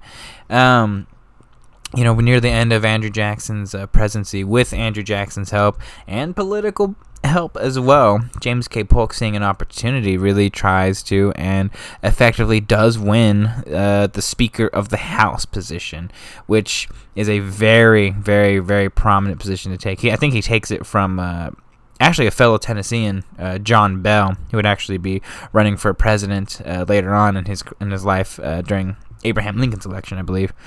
And it's fascinating because when he is two things. First and foremost, when he becomes Speaker of the House, because he was also the chairman of the House Means and Ways Committee too before he became the Speaker of the House, and James K. Polk just kept rising and rising and rising, and that's a big, big political ally for Andrew Jackson. And that's a big reason why I think Martin Van Buren, in a lot of ways, really ascended to the actual presidency himself, because he had a shit ton of support and really pushed a lot of the Jacksonian democracy through with a lot of and I think it was also a bit of a problem for Martin Van Buren too, because it really kind of forced Martin Van Buren to really push a lot of the policies and whatnot, especially if you have the young Hickory as your Speaker of the House. He's going to be the big Arnold supporter. He's going to be the guy who's going to really either challenge you or be on your side. So either way, politically speaking, it's solid. You have your president, vice president, and really no opposition. You're golden, boo. You're very, very golden. And anyways, he basically just did anything that, because he gets elected as the House of Representatives, or the Speaker of the House, and I think in late 1835 to early 1836. So he's, for the most part, really doing it for Martin Van Buren's presidency. And during his entire time as the Speaker of the House, he's doing, for the most part, generally speaking, two things. First and foremost, he's basically trying to, and kind of unsuccessfully, be like, hey, this whole idea of the whole Panic of 1837, we should probably do something, and trying to calm nerves, and really just trying to stop any conversation about, slavery. Let's just stop it. Let's just quit that shit, homie. And unfortunately, it really wasn't a very opportune, time. Unfortunately, as the abolitionist movement is really rising, and James K. Polk's kind of just like, his popularity is kind of going down. He has influence, but he's kind of going down. And, it's tough because on one hand, at this particular point in time, James K. Polk kind of is thinking, maybe I could run for president. I've been the Speaker of the House for 4 years. No one's ever became the Speaker of the House and then actually become president, so maybe I can change some people's, opinions about that. It's also, again, Democrats are losing support left and right because of the whole Panic of 1837. And, they want to retake the House. Or not retake the House, retake the governorship, or take the governorship and keep that as a stranglehold in Tennessee. So seeing two things happen, his popularity kind of dwindling in the House, and the reality he's probably not going to get reelected. And really, during his time as Speaker of the House, nothing really gets done, unfortunately, for the most part, during Martin Van Buren's presidency. A lot of it had to do with the fact that I think they did lose one of the houses. I think they might have lost the Senate, but I'm not sure. They lost one of the houses during Martin Van Buren's presidency, and things just became really, really difficult. And Martin Van Buren, seeing an opportunity, attempts to become the next governor of Tennessee in 1839. So first and foremost, in it's a bit of a surprising kind of way, the Whigs had actually won the governorship in Tennessee. In fact, it was Newton Cannon. He was trying to get a third term as governor. I think there were 2-year term limits for most of them. I think Virginia might have only had 1-year term limits, but I'm not 100% positive about that, or if they changed it at this particular point in time. But the fact James K. Polk came back, he was basically in a lot of ways one of the top dogs of the Democratic Party. Because it's kind of fascinating. I guess right now in terms of just political powers, he's kind of like Ted Cruz right now. If anyone wants a comparative example of how prominent James K. Polk is. And the actual lead up to the election is really fascinating. There were actual debates apparently that they actually debated each other for the most part in little town halls, etc., etc. And Polk, being Polk, was just dude, you suck. You're not making any sense whatsoever. And Cannon's oh, I'm gonna run away, and then runs away because he's I got work to do. And then Polk's well, fuck you, I'm just gonna campaign, and went back Tennessee. Like I said before, with his health, it's not very good. A lot of campaigning, he went everywhere in Tennessee trying to wrangle up votes, because he came to two realizations. First and foremost, that he might not be as popular as he thinks, even though he might be the head of the Democratic Party in Tennessee now that Andrew Jackson is really just retired. And number two, and I think this is God, what was I getting at? I lost my train of thought and my point. First and foremost, he might not be as popular as he might be, and number two, that the Whigs had a much stronger base within Tennessee, as in at least in comparison to the Democrats, that he was a little bit surprised by. So when the actual election came place, and he was basically just going everywhere, just campaigning left and right. And be hey fam, I got y'all, you know what I'm saying? I represented you, you know what I'm saying? I got your back. If you got my back, I got your back. And it worked for the most part. One of the slimmest margins, I think, in any gubernatorial race in this country's history. Polk beats Cannon by maybe 200 to 300 votes, and it helps too, because like I said, Polk, despite barely winning and might not be as popular as people had imagined or thought of, really actually helps the Democrats win back Tennessee, especially with the realities of the ineffective Whig governorship, I guess you could say. That being said, his time during the whole Whig governorship and just time as governor, he gets elected in 1839, late 1839, and effectively becomes the governor for one term and fails in his governorship, a re-election bid in 1841 and then in 1843 again. But I'll explain that in just a second.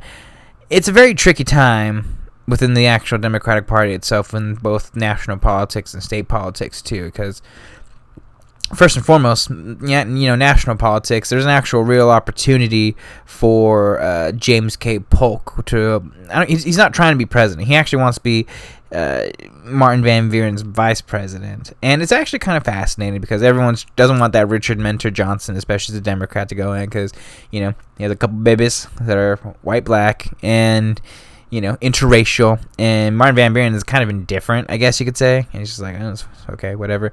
But ultimately speaking, he ends up just like, I'll let you guys do whatever, even though he does want to actually kind of be president, and this was seen as two things for the actual Democrats themselves, which ultimately helps them in the future. First and foremost, he's principled. Second, he's not trying to like power grab all this bullshit, trying to do anything political. He's going to do what's best for the party and for the people, rather than try and destroy the convention to effectively become the vice president. And I think they voted on terms of like a popular vote. At least for the vice presidency in certain aspects. Democrats and Republicans, by the way, the way they actually vote for electors and elections and whatnot, it's fascinating, and especially for a long time, Democrats needed like a 2/3 majority in order to actually have their candidate chosen, which would actually become a real problem for them in the late 1800s and early 1900s, for the most part, in choosing appropriate candidates. Polk's time as governor within the state itself is nothing. He does nothing. He couldn't do anything, to be fair, though. The governorship had no real fundamental power, and it was mainly, that was just the way they wanted it to be, where the governor couldn't be like an authoritarian ruler that was going to rule over the state. So most of the things that would actually have to be passed with like the state legislature, etc., state house, whatever you want to call it, for the most part. And he tried to push through a couple things in fairness. He wanted more regulations on state banks. He wanted to do some state internal improvements to the national federal improvements, and really wanted to improve education to get education off the ground, and a whole bunch of other things. Notably also trying to get more Democrats in Whig seats that were actually dominating state politics.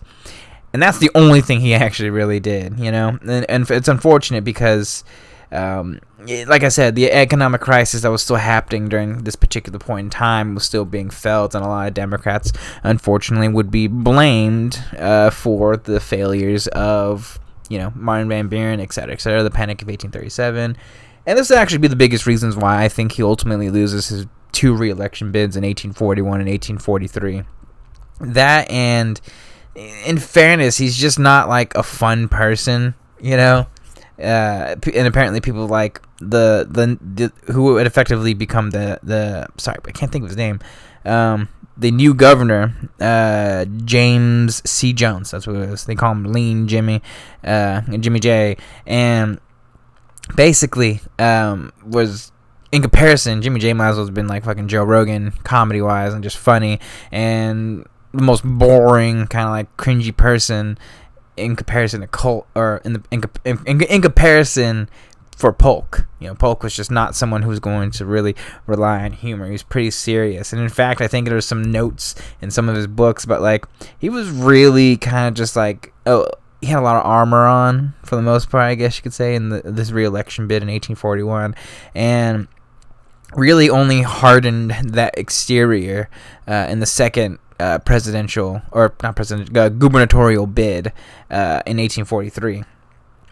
And a lot of things, unfortunately, it becomes complicated, because these are like mainly his first ever two defeats, I guess one would say, ever real defeats, I mean. And for him to lose the governor races like that against opponents like that was very, very damning and very, very damaging to the actual career of James K. Polk, who truly did not feel like he was going to ever be nominated for anything ever again. It's like someone who had potential presidential aspirations to be like, I can't even win a fucking governorship. What are you talking about? It's a little bit like Nixon, and it's probably emotionally disheartening and really difficult of a pill to swallow. So when he loses his first re-election bid in 1841, because the only thing he does ultimately during his entire time with as the governor of Tennessee is really boasting and helping replacing two Whig senators from Tennessee with Democrats. That was basically it. For national politics, I mean. That was basically it. Other than that, James K. Polk, he just comes home.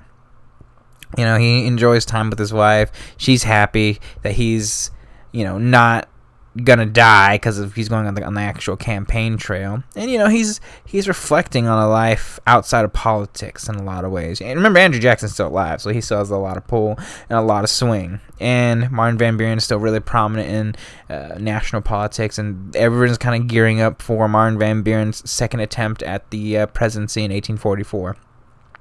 But while all this is happening, James K. Polk, he's home. He's just reading his books. He doesn't even really know what's going on. He's kind of just hanging out fan, you know what I'm saying? And things are going to get very interesting for James K. Polk once 1844 comes around. I was very brief about this for Martin Van Buren because this is a very complicated thing, but I'll be much more specific and kind of dumb it down in a lot of ways. 1844, the election that was coming around, there's a whole bunch of different things that are happening, whole bunch of different periods. This is a very fascinating election, I think, when we actually really look back on it.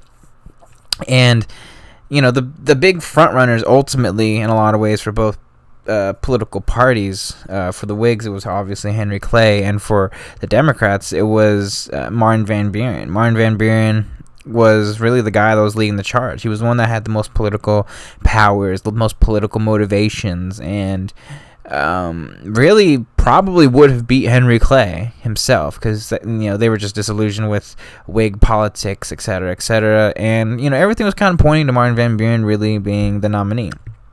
And James K. Polk himself was actually really trying to vie for his vice presidency, in his 1843, 1844. In a lot of ways, he's kind of just like, come on, he's been a big supporter. And Martin Van Buren's like, I'm sorry, fam, I can't do it. You may be helping me with Southern interests, but I'd rather have Calhoun. Calhoun's gonna help me be a much better person for that. And he's like, all right.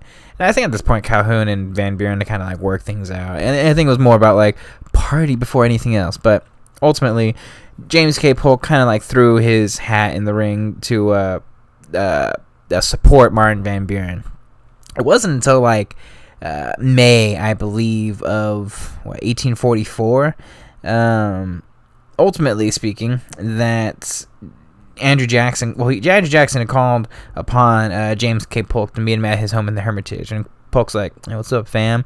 And Jackson's like, bruh, you gotta run this shit, man. And Polk's like, what the fuck you mean? It's like, Martin Van Buren cannot win. He does not support Texas, homie. We need Texas if we gonna win this shit, man. You know what I'm saying? I don't know why I'm talking like that. To dumb it down, Andrew Jackson's basically saying, I'm going to help support you. I'm going to do my whole political chagrin, yada, to get you the nomination. I've already talked about it to Martin Van Buren. And Martin Van Buren's going to try. But if it fails, he's going to throw his support behind you. And Polk's kind of just like, well, I don't think I'm going to be nominated for president, but sure, why not? Okay. So when the actual Democratic convention comes around, Martin Van Buren's got the obviously huge lead. In at least the first couple ballots and yada. And again, remember, you need 2/3. 2/3. If you don't get 2/3, you're not going to get the nomination. And every single time, Martin Van Buren's like, I almost got 2/3. And then the numbers just keep dropping, only for the sheer reality that, unfortunately, he's just not going to get it. He does not support Texas annexation. He will never get it as long as he does not support the annexation of Texas. And say what you will about Martin Van Buren, but he's principled. And he's like, I'd rather be principled in what I believe and not get this nomination than, whatever. And in doing so, he basically kind of just leaves. He gives up. He gives all his delegates and all his people to help support James K. Polk. And James K. Polk, after 29, 30 different ballots, whatever, he ends up getting actually the 2/3 votes, much to his own surprise. And he's kind of just like, whoa, sure, I guess I'm going to be the Democratic nominee, And this election is really, really fascinating, and I'm going to do another episode on this just for this election itself, because the election itself is really fascinating. There's a whole bunch of different aspects that kind of go along with it. Henry Clay is kind of just like, the fuck is James K. Polk? He knows who James K. Polk is, but it's all politics. Anyways, James K. Polk effectively becomes what is known as the first dark horse candidate within this country's history. It was dark horse candidacy, I think, came from this book. It was about literally this horse that came out of nowhere to win the actual race, and a lot of people kind of pegged James K. Polk to effectively be that kind of person, or be the equivalency of that kind of person, which I think is really interesting and really fascinating to how origins of certain stories come around. And there was a couple things with this election that James K. Polk really was about. And this election really was about Texas, ultimately. And James K. Polk, from the get-go, in a lot of ways, was basically like, fuck it, let's get Texas up in this bitch. You know what I'm saying? Henry Clay's like, Henry Clay is unfortunate because a lot of the actual political choices he made earlier in his career are roosting. They're coming back to haunt him. A lot of people are kind of saying that this guy is going to win the presidency, et cetera, but without the reality that, hey, you know what? You did a whole bunch of really egregious shit. Your corrupt bargain is going to come back to bite you, et cetera. And a lot of things were really working against Henry Clay that he did not realize were going to happen, And that actual democratic support, and especially the idea of states' rights, was much more broad than I think even people had actually thought of, and I don't think he even won the abolitionist movement because Henry Clay also owned slaves, but he's really just tried to avoid the issue entirely, which a lot of the abolitionists, a lot of those people were kind of just like, ugh, that's like, you're kind of a shitty person, you're a little bit toothpaste, not to mention too Tyler's candidacy. He's technically a Whig still, but he's like an independent Whig, and everyone's kind of thinking like, if you're gonna let John Tyler run amok in your party, I don't think, if you're going to let him run and run amok everything, then you're clearly not in charge or have the capability or capacity to be in charge. So, yeah, that was about it. James K. Polk was at home most of the time, to be honest with you. A lot of the other people ended up campaigning for him. He's in the position where he's just like, I'm an old school kind of dude. I'm not going to campaign. I'm not going to go down that path of William Henry Harrison and John Tyler, et cetera. And I'm gonna let everyone else do that for me. And everyone, especially in especially like Tennessee State, like Democrats were just like, they were mobilized. They were basically just campaigning left and right, because the biggest issues were first and foremost the tariffs, which would actually be one of the things that James K. Polk will fix during his presidency, and also John Tyler. John Tyler had a lot of Southern support, and because he was a Democrat. But he's also Whig. He's this weird amalgamation of like independent Democrats and all that, and they're just trying to win back support. And John Tyler effectively ends up losing a lot of that support in his re-election bid. And when he effectively says, "I'm not going to come back for another term. I'm not even going to try," then all those people effectively, after a lot of pushing for the Democrats, really coalesce within the Democratic voter base for the most part. Anyways, and this is another fascinating campaign too, because unlike most campaigns, there's not a lot of like vulgarity, or not, I don't want to say vulgarity, but there's not like a lot of your mom's a prostitute or whore kind of thing, and a lot of people kind of respected that on both sides of the political spectrum. And this is a pretty clean affair and a very clean election. That being said, when the time came and everything was kind of pointing towards Democrats, Henry Clay himself was kind of just like, oh, that's not good. And effectively speaking, James K. Polk wins the election, and it's fascinating. He wins most of the southern states, and most of the Midwestern states actually end up going, or Midwestern and Mideastern states actually go to Henry Clay, but a couple of northern states actually go to James K. Polk. James K. Polk wins the election with about 49% of the popular vote. So I think Henry Clay is like 46% of the popular vote. And Polk wins about 170 out of the 275 electoral votes. And he effectively becomes the first president elected that lost his own state, by the way. Tennessee went Whig. I thought that was really fascinating. And James K. Polk becomes your 11th president of the United States of America. Just a couple thousand votes really separated Henry Clay and James K. Polk as the president for the most part. And this is why I think it's very important that, I just wanted to point this out before we continue, that, had Henry Clay maybe just campaigned a little bit more, had he just maybe just been like, look, I'll just do what the people want in terms of annexation, etc., he probably would have won New York. He probably would have won Pennsylvania. He probably could have won a couple more states. But unfortunately, because of that, he does not win those states. Those states become very important. I mean, hell, if he just wins New York, he probably wins this election, and I think it's just little things like that are really fascinating, and how things change, and how people change and how people react, and you have to understand too, like, most people even back then, despite being influenced by a whole bunch of different things, etc., and like religion, most people back then are kind of like us today. They're influenced by the obvious things, and you can kind of just guess an election based off of politics, and with some certain degree of how informed your voter is, for the most part, really guess elections pretty easily for the most part.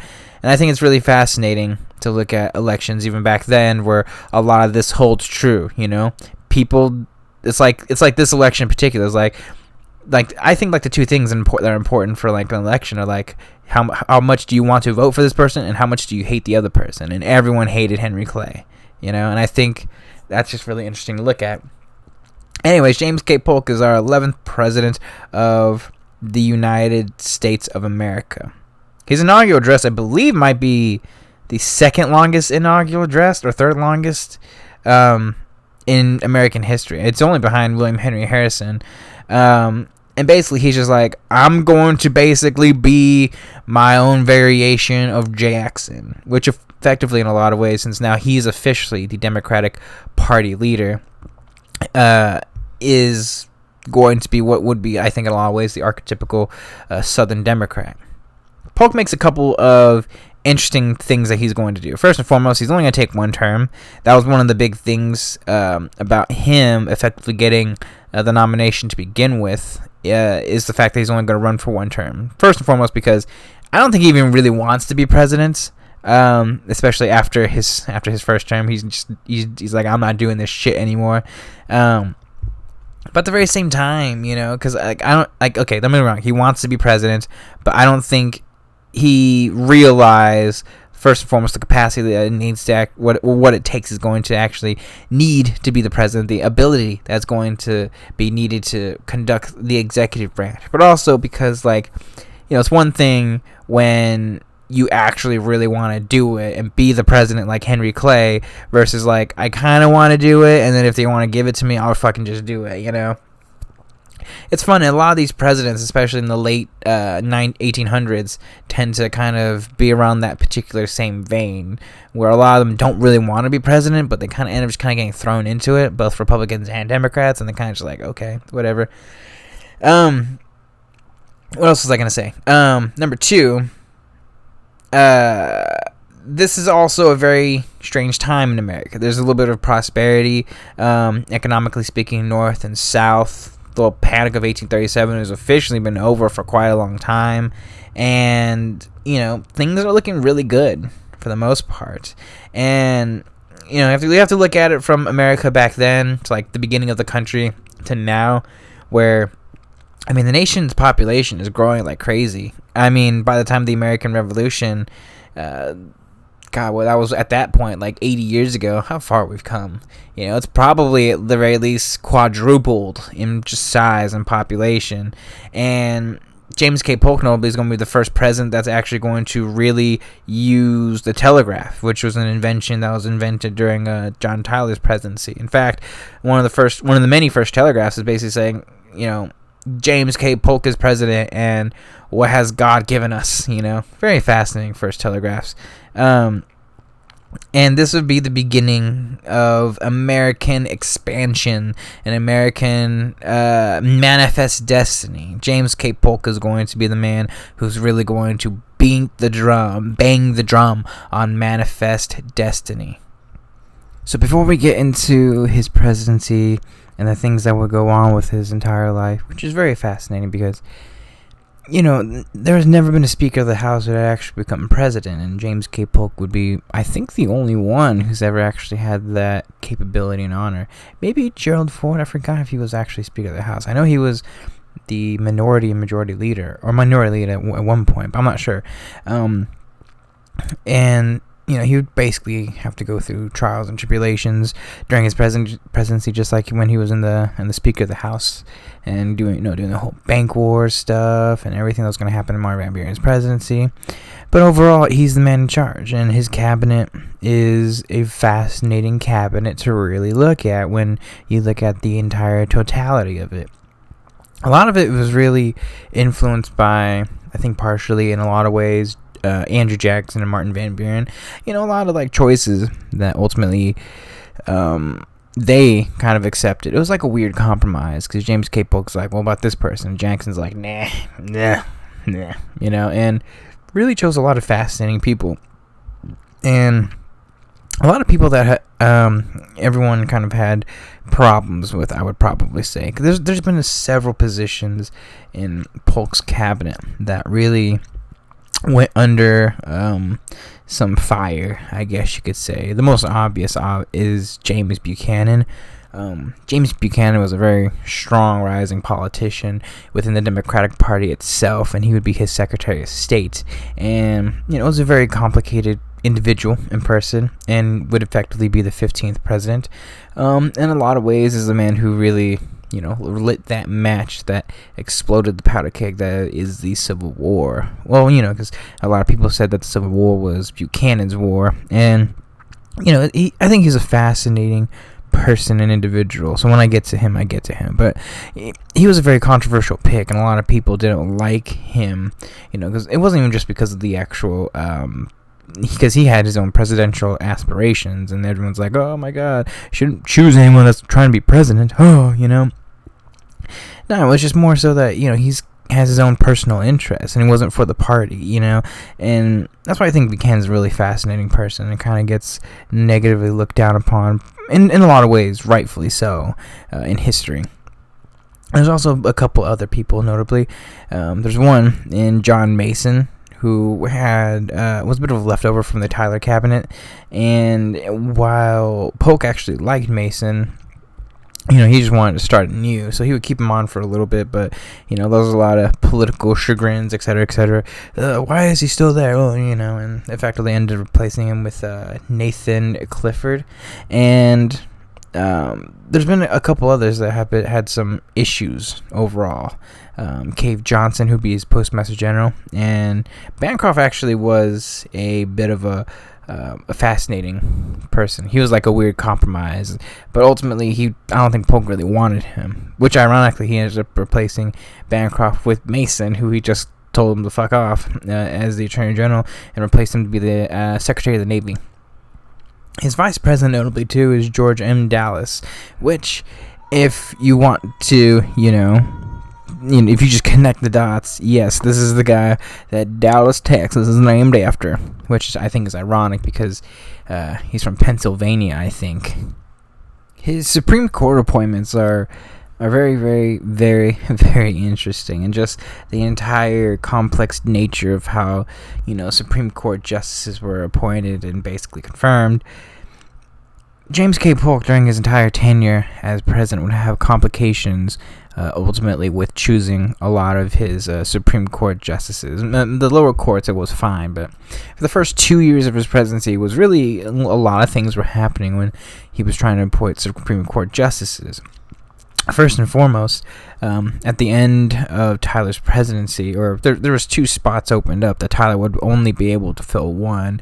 So when Polk came in, there was 1 spot open, and he had effectively gone through basically just crawling through nails and needles just to try and get a specific Supreme Court appointment. And there's a lot of reasons for that, the Whigs, obviously, but even his own Democrats actually had a lot of problems with that, too. Notably, the Democrats specifically wanted, because you see, when the one who he was supposed to replace, Justice Henry Baldwin, he was a northerner from Pennsylvania, and really, in Pennsylvania politics and state politics were still very dominant and very, very strong. in relative comparison to actual federal parties and whatnot. So they wanted their own influence and interest and have some northern influence and interest, regardless of, political ties for the most part. It's like, if you're going to replace a northerner with a southerner, that's not good. And he was still strong even then. So Polk basically went through, pins and needles to try and get a whole bunch of try to get a whole bunch of his appointments in, either getting rejected or basically other people trying to give separate nominations. And before he can even get one nominated and passed through, another Supreme Court justice and Justice Joseph Story, I believe another northerner, because I believe he's from New England, dies too. So now he has two spots to fill up, and he's in a lot of ways trying to scramble. A lot of things are happening during the first 2 years of his presidency, and the first person he attempts to nominate would be Senator Levi Woodbury of New Hampshire. He was actually a senator, I believe, before he actually got the nomination, and it's kind of fascinating. He's one that's actually going to be a prominent Democrat and a very prominent individual that's going to get some Democratic votes for the election of 1848 for the Democratic Party nomination, which I think is really interesting. And then the second one was this guy named George W. Woodward, who basically everyone did not like when he tried to appoint him and nominate him. I believe in late 1845, early 1846, he was rejected. And ironically, the biggest opposition to him was his own Secretary of State, James Buchanan. And a lot of people thought, oh my God, is this James K. Buchanan actually want to be Supreme Court Justice? And James K. Polk's like, dude, why did you reject it? Do you want to be Supreme Court Justice? And Buchanan's like, I don't know. And then he just said, nah, I want to be president, which I think is really interesting. And subsequently, he ended up choosing and nominating this guy, Robert Cooper Greer, who would actually win his confirmation, which I think is fascinating because he's a northerner, and yet he wrote the actual decision, I believe, in the slavery case of Dred Scott versus Stanford. I don't know if he wrote the actual majority opinion, but I know he wrote an opinion, and the opinion was specific that slaves were property and could not sue for their freedom. Very, very fascinating and interesting. Supreme Court Choices by James K. Polk. So before we get into the totality and everything that happens for the most part during James K. Polk's presidency, we should probably talk about the world at large. What is happening during this 4-year span. And it's a very fascinating 4-year span that I think really embodies, this industrial market revolution, just the advancement that goes on. And, a lot happens really in 4 years. That's kind of staggering to really think about.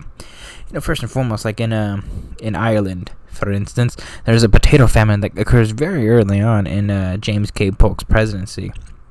This becomes a bit of a problem in a lot of ways for America because a lot of Irish end up coming to immigrate with the United States. Everyone at this point is really coming to the United States in terms of immigration. A lot of Chinese. In fact, some of the first Chinese immigrants come during James K. Polk's presidency to New York and then later San Francisco, creating the first Chinatowns in this country's history.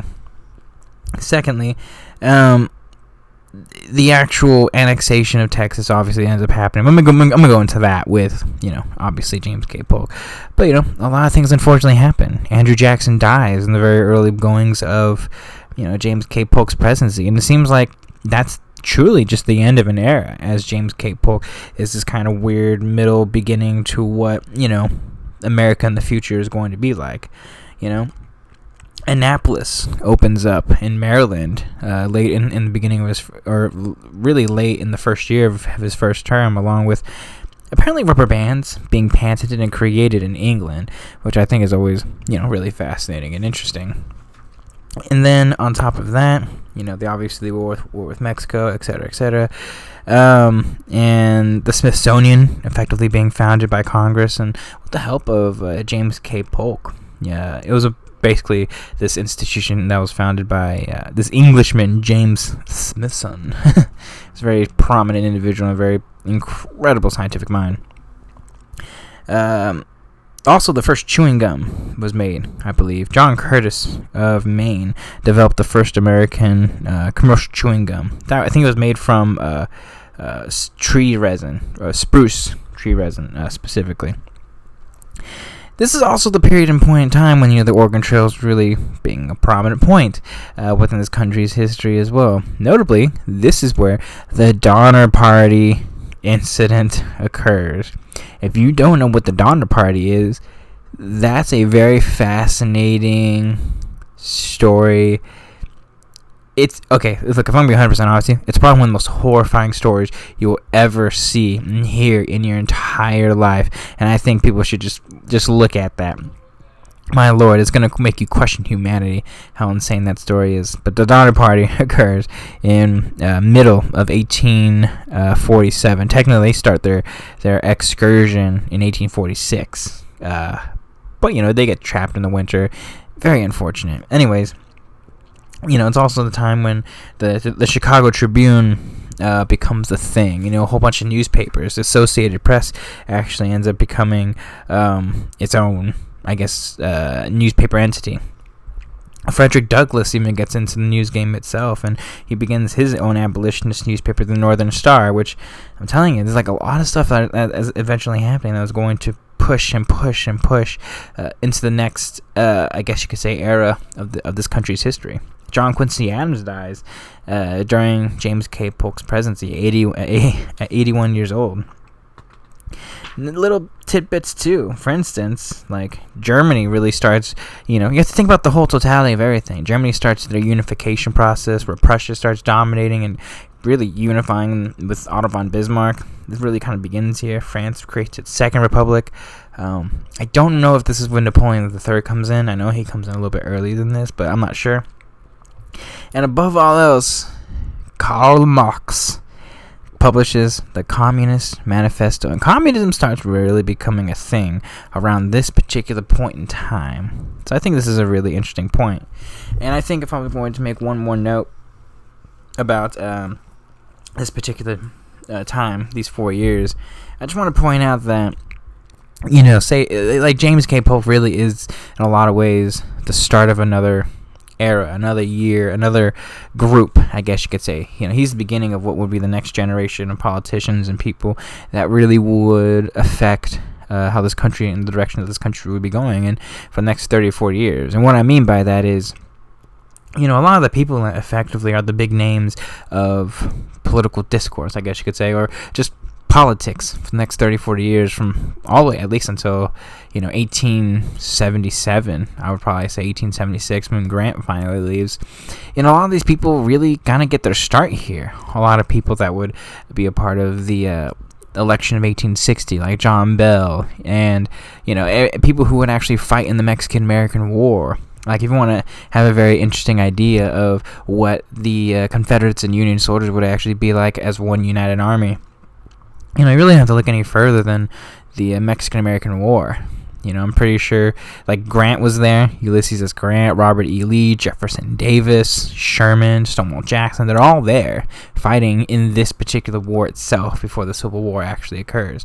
And even some of those prominent politicians and historical figures really start occurring in this particular era. Like I said, Frederick Douglass, Abraham Lincoln gets elected during James K. Polk's term as president as a Whig. Things happen. There's people that are coming in that are going to influence politics for the next 40 years, and it really starts here. And I think it's beautiful and really something to really keep in mind. So the first thing James K. Polk does as president, figure out Texas. Texas is a huge, huge issue that needs to be resolved. John Tyler, for the most part, had really figured out a lot of the nuances of Texas, for the most part, which I give him the most credit in terms of establishing Texas, which is why there's a city named after him in Tyler, Texas. But for the most part, for James K. Polk, Tyler sent his little, I guess you could say, envoy to Texas to help negotiate some stuff. And James K. Polk's basically like, okay, cool, I'll sign whatever on the dotted line, yada, yada, yada. So when they come back, Texas is like, yeehaw, we're part of the United States now. And then they end up getting annexed effectively by late, I believe in December officially, or, God, was it December? Yes, December of 1845, Texas becomes the 28th state within the Union. I understand, too, that a whole bunch of different things are opening up during this particular point in time, and there's a whole bunch of different states that are being admitted left and right, which is why I kind of stopped keeping track of them, because there's a whole bunch of them. Florida becomes a state, within the last, 10, 15 years. And a lot of the western states start becoming, prominent within the Union. California would eventually become a state, Oregon, and the Oregon Territory that's going to become a state eventually, It's just hard to really keep track of. But anyways, James K. Polk really starts with Texas, and Texas officially becomes the state after all the conventions, all the different things. The Andrew Jackson Donaldson was basically the guy who's just like, hey, y'all, can I'm this ambassador and whatnot. Do you think y'all can actually be a part of this union stuff? And Texas is like, okay, cool. So yeah, they become effectively a part of the union. So within 6 months, James K. Polk does the things that he's supposed to do. I should probably point this out, too. James K. Polk, when I say, and I don't know if I said this or not, he's the only president that I can think of that, at least the big things when you think of, and the big things that you campaign on, he's the only one that effectively does all the things that he says he's going to do. He campaigns, I would say, specifically on maybe 5 things, I would say. First and foremost would be Texas, obviously.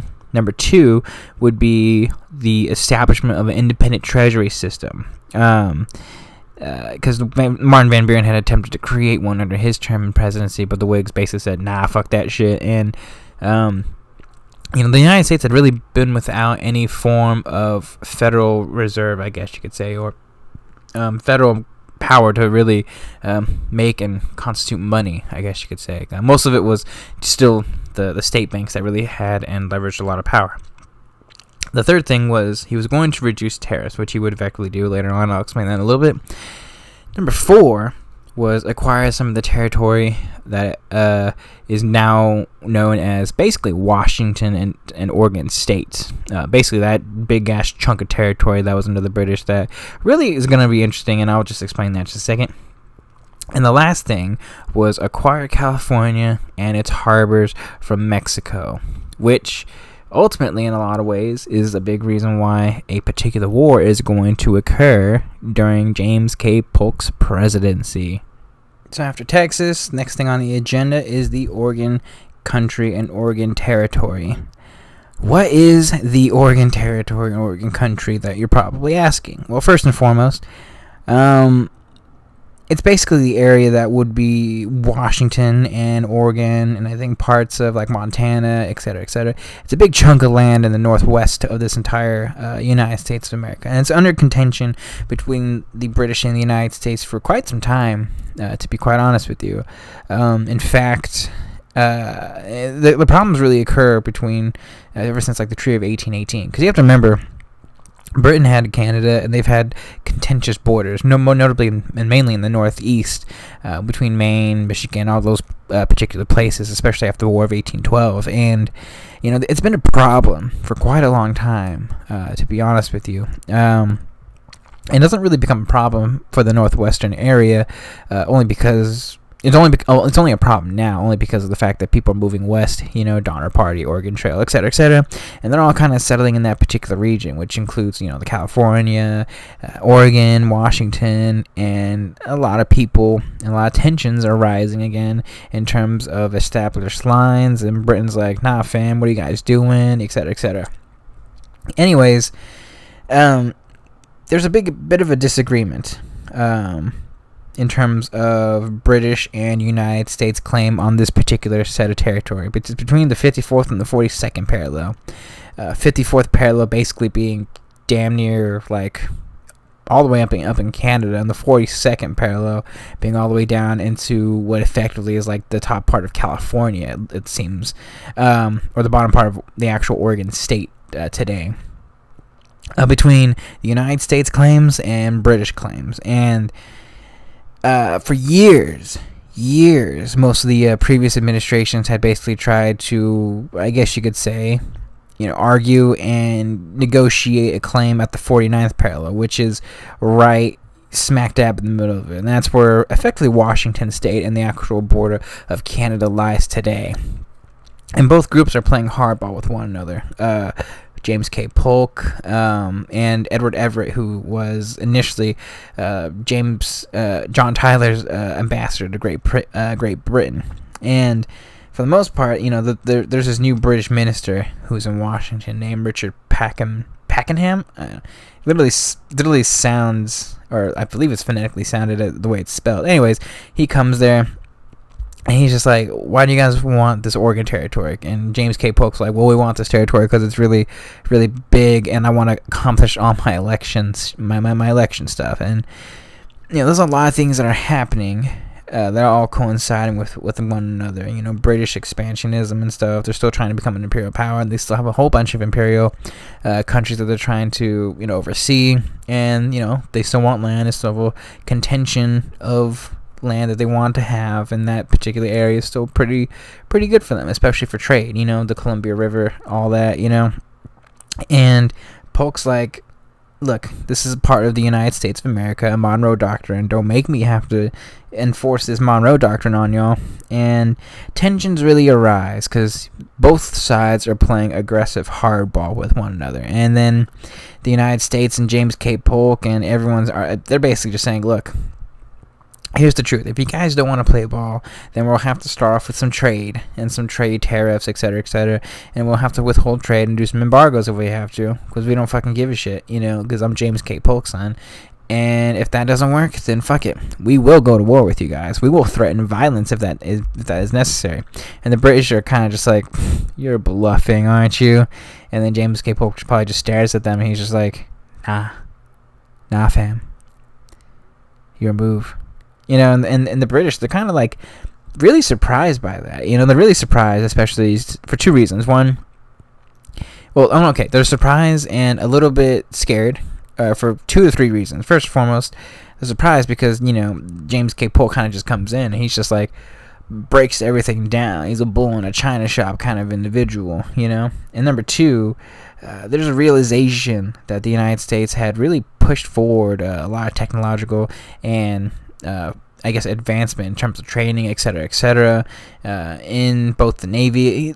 They're becoming a bit of a military juggernaut in a lot of ways. Not the greatest military juggernaut, but they can easily defeat little nations like Mexico, or at least technologically disproportionate nations like Mexico, etc., and they're not this weak backwater group, because a lot of the people that would effectively be a part of the Civil War, etc., really push forward a lot of advancement. Notably, a lot of the people in the South, Robert E. Lee, Jefferson Davis, a lot of these people would effectively help arm the United States. Unfortunately for the South's issues, I guess you could say that it's kind of funny. And this is just a little side tangent. If the South didn't actually technically and technologically advance in terms of training, skills, etc., the Union Army, before the South split off during the Civil War, they probably had a much better opportunity and chance to actually win the war. But the problem is that they beefed up the Union Army way too much too, and they had more people. A lot of problems with the Civil War, but I think it's kind of ironic, I guess is what. Oh man, those artillery cannons that I bought for them, they're using them against us. I just think it's silly. Anyways, the threat of violence and threat of war really is fascinating too on two fronts, because there's literally potential for two fronts, because there's going to be war with Mexico and there's going to be war with Britain, and they're like, United States isn't dumb enough to do that, and in Britain's mind, they're like, oh, they are. Oh, they're not dumb. They're pretty smart. They probably try and figure some shit out. They probably get a little bit scared.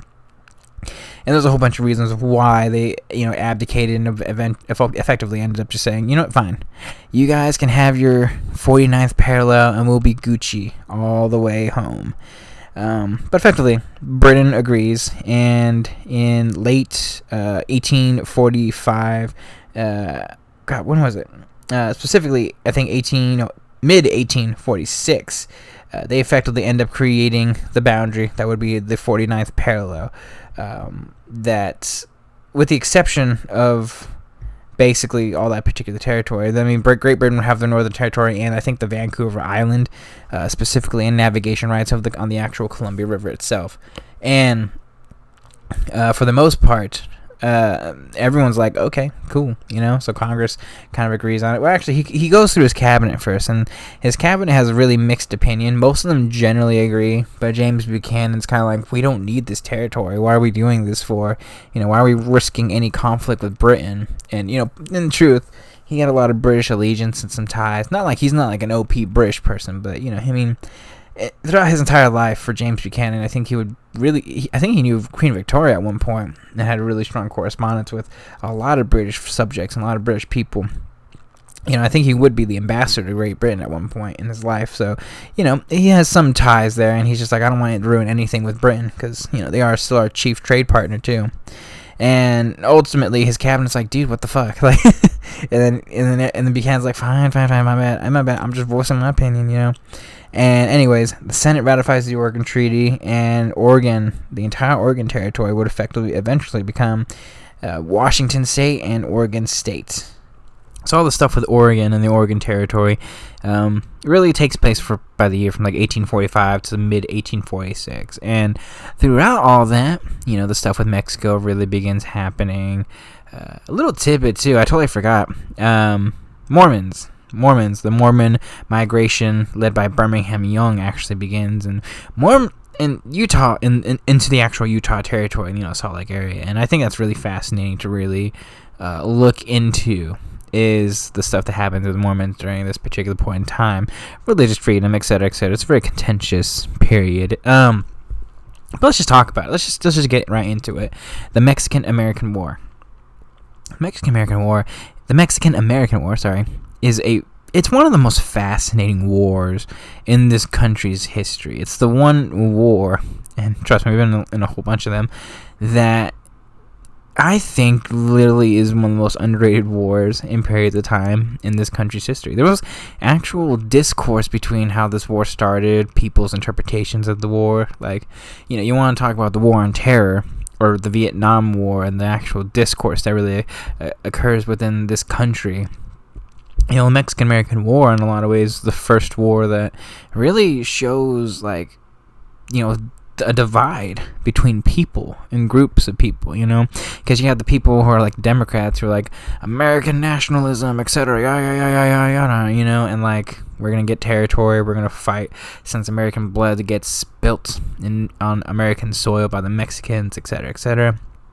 And then you got Whigs and people who are much more, I guess you could say, liberal, an old school liberal kind of mindset back then, who are kind of this is not a good war. Our economy is literally 15 times bigger than theirs. Our military might's 5 times bigger than theirs. This is literally, imperialism that James K. Polk, in a lot of ways, is doing. And this is not a right way to go about doing it. This is not the American ideal, And there's a lot of problems with this. Henry David Thoreau ends up writing his piece known as Civil Disobedience that really argues the opposition that this is basically morally wrong, and if we're going to be this morally right nation and manifest destiny, etc., etc., this is not the way to go about doing it. He'd actually be jailed, I believe, at one point for this, I believe, which just goes to show you, it happens. Constitutional rights by us, but it is what it is. Anyways, this war itself is, in fairness, a very difficult war, I think, to really assess. And for most of this, it's just probably going to go with the actual politics that actually go about in this actual war itself, and then the actual physical combat that goes along with it. I'll probably go more about it with Zachary Taylor. And this one is probably much more of a Zachary Taylor episode than I think anything else. But the Mexican-American War is a deeply fascinating war that has literally hundreds of little nuances, as it goes. It technically goes into like two fronts, with one front, that goes westward to California, and then you have the obvious front with the two very important men in Winfield Scott and Zachary Taylor, who go down south and just dominate Mexico. But for the most part, this truly is a very fascinating and very complicated war to really assess. And ultimately, I tend to actually kind of side with the Whigs, and when I look at everything, and trying to even first and foremost see if this is an actual justifiable war to even have, or to have that actually even occur. And I think it's a very, very, very, very fascinating point in this country's history. And let me just explain it, and let's just start it here. So to really start this and set this scene, you have to understand that the history between Mexico and America is a very complicated one that deserves just like an entire course at any university to really even begin to understand the difficulties and the complexities that go along with it.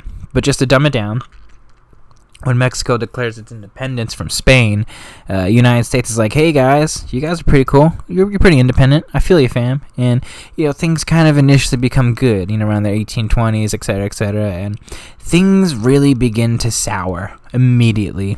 Around 1830s, 1840s, Mexico and the really western territories of the United States are kind of lawless, and there's a lot of tensions between United States citizens and Mexican citizens, and people are starting to fight each other a lot, and specifically with ship seizures, et cetera, land claims and territories on both sides, I might want to add, but far more so on the Mexican side, if I'm going to be honest with you. At the very least, that's just what some of the books effectively say, where Mexico's a bit of a tumultuous state, I guess one would basically say. Yeah, at least America has a strong structural government, and Mexico doesn't have the round table of political leaders that are just vying for control and power around this particular point in time.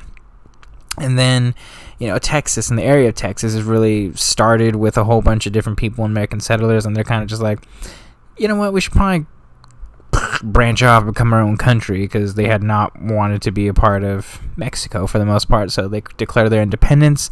And understand, Texas is a lot smaller in a lot of ways, but it's a very integral point in terms of the actual border for where Texas and Mexico kind of come from. And if the United States gets Texas, that's a really big chunk of land, and a very big opportunistic point in chunk of land that Mexico will lose. So, first and foremost, by the time Texas occurs, United States and Mexico, they're on very shaky ground, because Mexico still says Texas is a part of Mexico, and the United States is like, well, now it's a part of the United States, so there's a whole bunch of different, problems that occur with that. And it's little things too, like who actually controls the Rio Grande River, for instance. Texas says they lay claim to all that and on land north of the Rio Grande, so then that technically is United States territory, and Mexico's like, no, that's not what the fuck you talking about, fam, and there's a large disagreement that really starts and comes from that. And let's be honest too, Polk, I don't think he's functionally this grand imperialistic individual or power. That being said, he is someone that if he could, he would just conquer the entire continent of North America and probably just go from there, and that's it.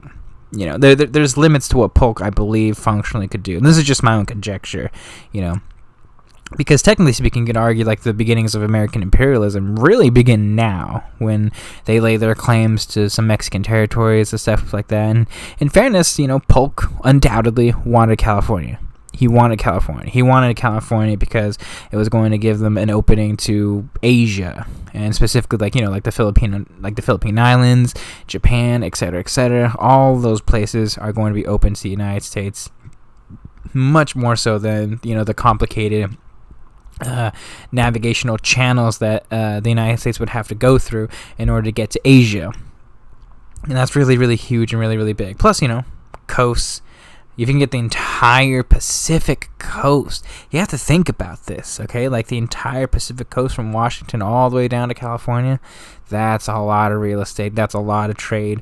The economy will just triple basically in size from that point on if they're able to effectively do that.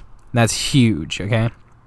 Anyways, that's at the very least of the mindset of James K. Polk. And specifically, too, like, you know, California in itself is a very fascinating place, to be honest with you. I'm a Californian myself.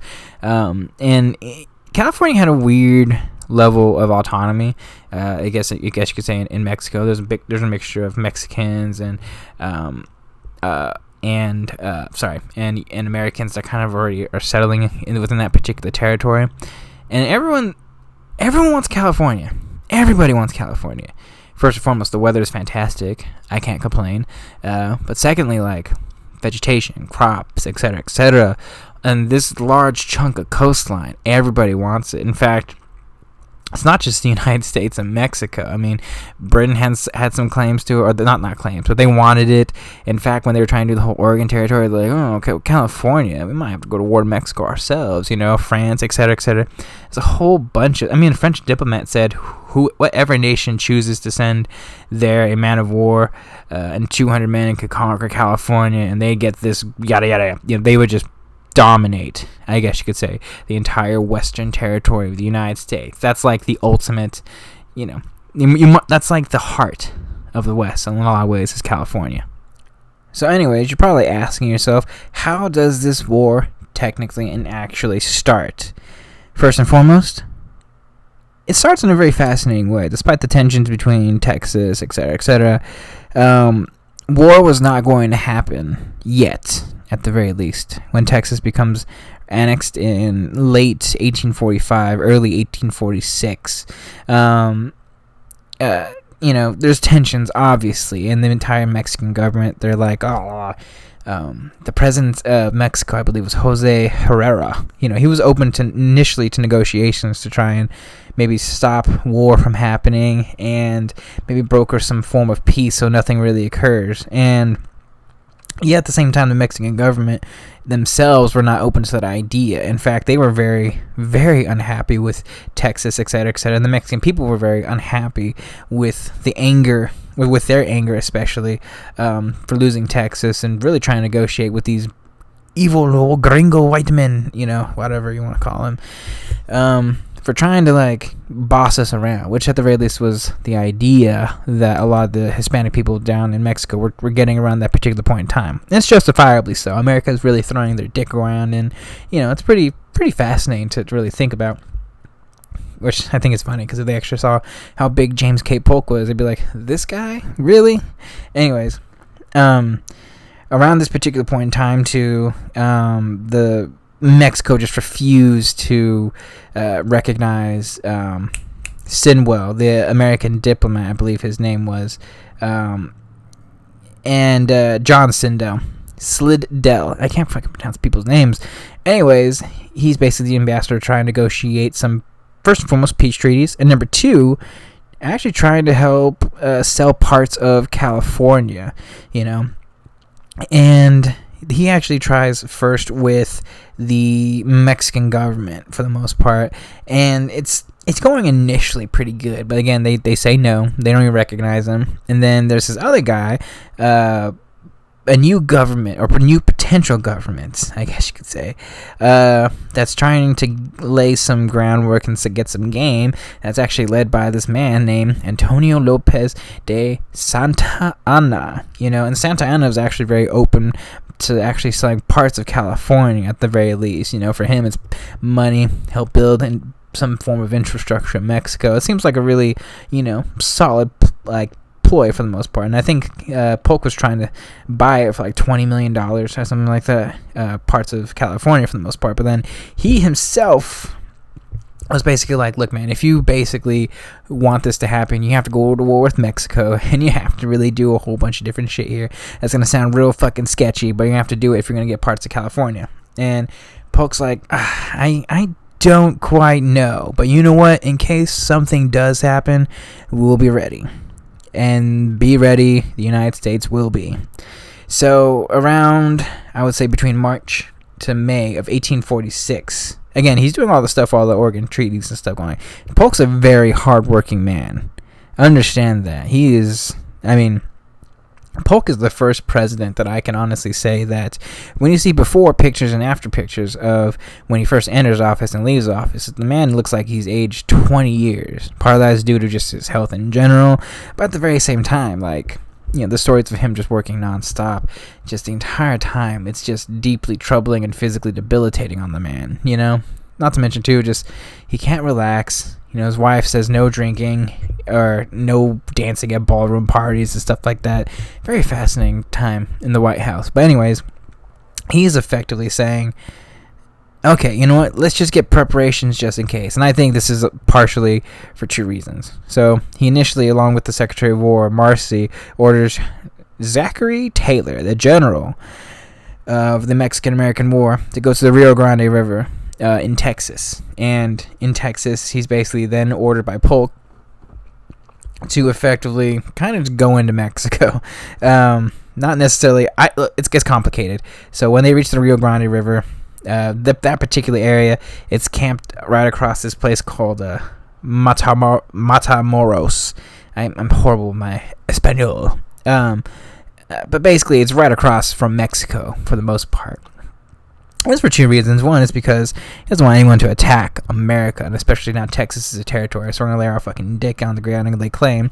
And let's be honest, though, the other main reason is that he sent troops there just so that maybe some, you know, shit might actually occur. I guess you could say some combat. Maybe it's basically just cat and mouse, game of chicken, you know, and James K. Polk's driving head on to the actual fucking Mexican military and the Mexican country for the most part.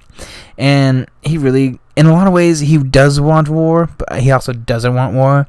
I think this is much more of a, he's just threatening this and showing that he's going to do this only because if you don't give us fucking California, we will go to war with you, and we will dominate you. He has everything ready for that. You know, the troops get ready. Winfield Scott's training his troops, etc., etc. He has his declaration of war. I don't think he has any intention to actually use it. But he will if he has to. And I think that's how James K. Polk functionally operates and works when you actually get to know him and understand him on a personal level and basis. Anyways, in April, Zachary Taylor reaches that particular area of the Rio Grande River, in the Rio Grande River area, early April, and that by mid to late April, the Mexican army and military is basically like, get the fuck out of here, Taylor. And Taylor's like, look, man, this is just how it is. I'm ordered here. I'm not leaving. So then, immediately afterwards, war breaks out. A skirmish starts. This is known as the Thornton Affair, specifically, or Thornton's defeat, I guess you could say. And the war effectively really begins because what ends up happening is about a dozen American soldiers are killed.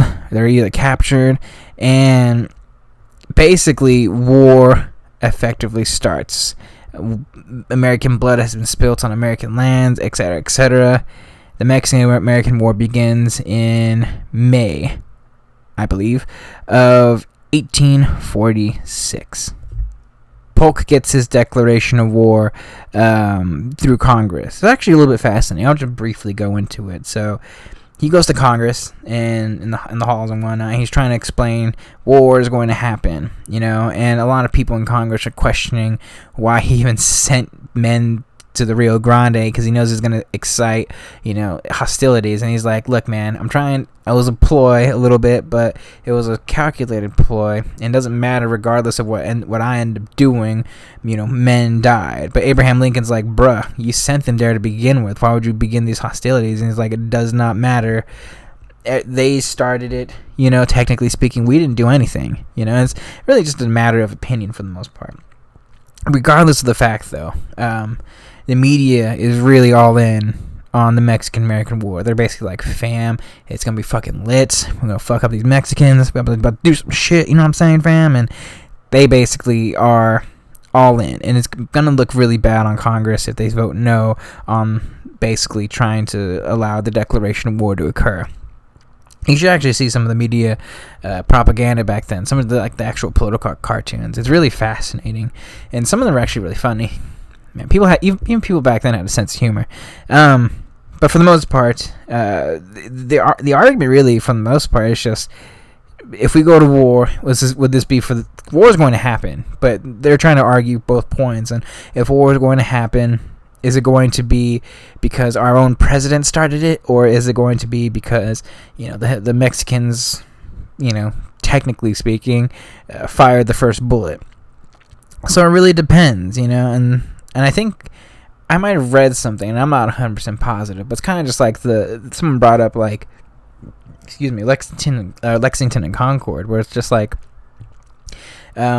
some like the British didn't just fire, etc., etc. It was just like a whole bunch of militiamen walking up to the British, and tensions were rising, But at the same time, it was like they still fired, they still started it, And then they're like, well, it's different because Great Britain's a fucking powerhouse, and our economy is 15 times better than the Mexican economy. They're in disarray, and it's just like, doesn't matter. Anyways, functionally, the war itself overwhelmingly approves the resolution for the president to start the war and call up about, I think, 20,000 United States volunteers. And the actual Senate, I think, passed the actual resolution, a 40-2 vote, as really, truly marking the beginning of the Mexican-American War. So anyways, first and foremost, let's just explain the outset of what the war it is itself. The Mexican-American War is really like a three-front war. I just want to point that out. 3 fronts. There's the obvious front with Zachary Taylor, who's basically just going from Texas all the way down to the northern territory of Mexico. Then you have Stephen Kearny, which there's a bunch of places in San Diego that have Kearny everywhere. Kearny Villa Road, a whole bunch of different things. He is the one that's going to capture and go west to secure the territories of what is now known today as New Mexico and California. And finally, General Winfield Scott is going to sail down and go and attack and specifically siege the capital city of Mexico City. The entire war itself is so unbelievably fascinating in Congress, and just overall with how James K. Polk, as the president, really interacts with many of his generals, and it's fascinating. This is also, generally speaking, look, I'm going to be 100% honest, every single war, in a lot of ways, is a very political war, but none more so than this particular war itself.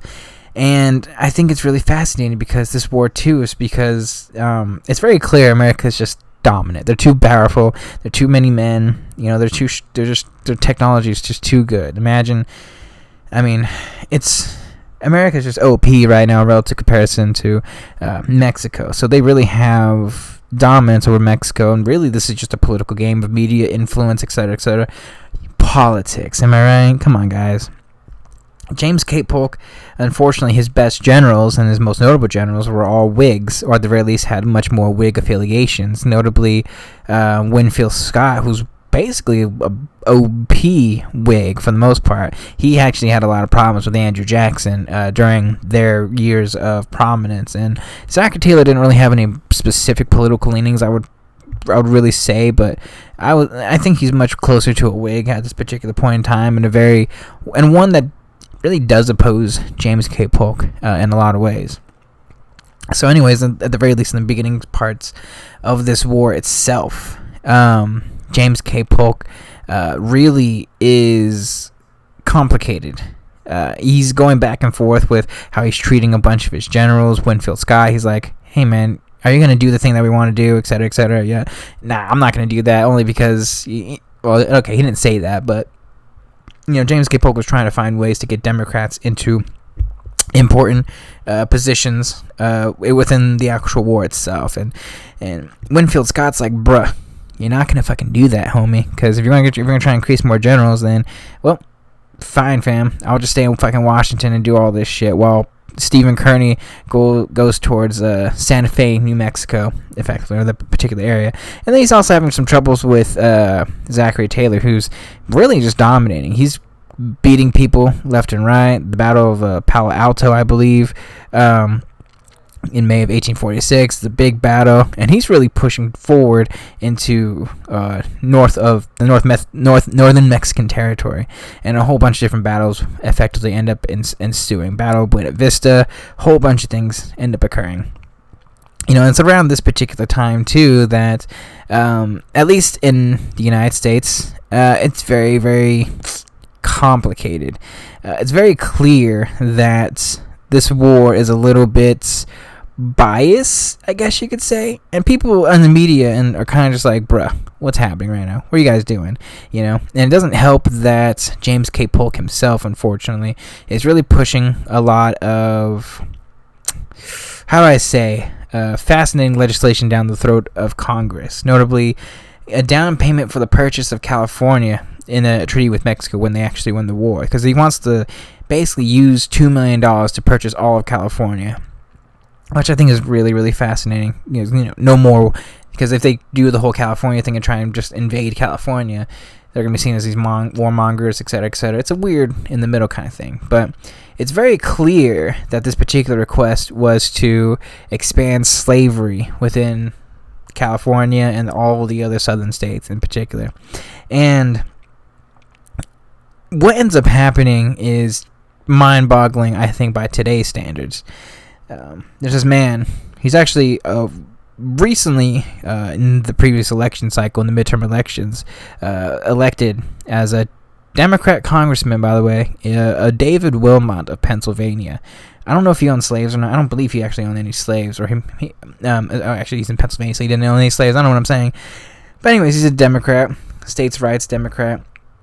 He really breaks from party lines. His story is actually really fascinating. But he basically puts up legislation and offering a specific amendment to the actual request by James K. Polk and his group of people, the real Southern Democrats, known as the Wilmot Proviso, which, if you don't know what that is, it's basically any territory gained in this entire excursion of war would ban slavery in any of these new acquired lands.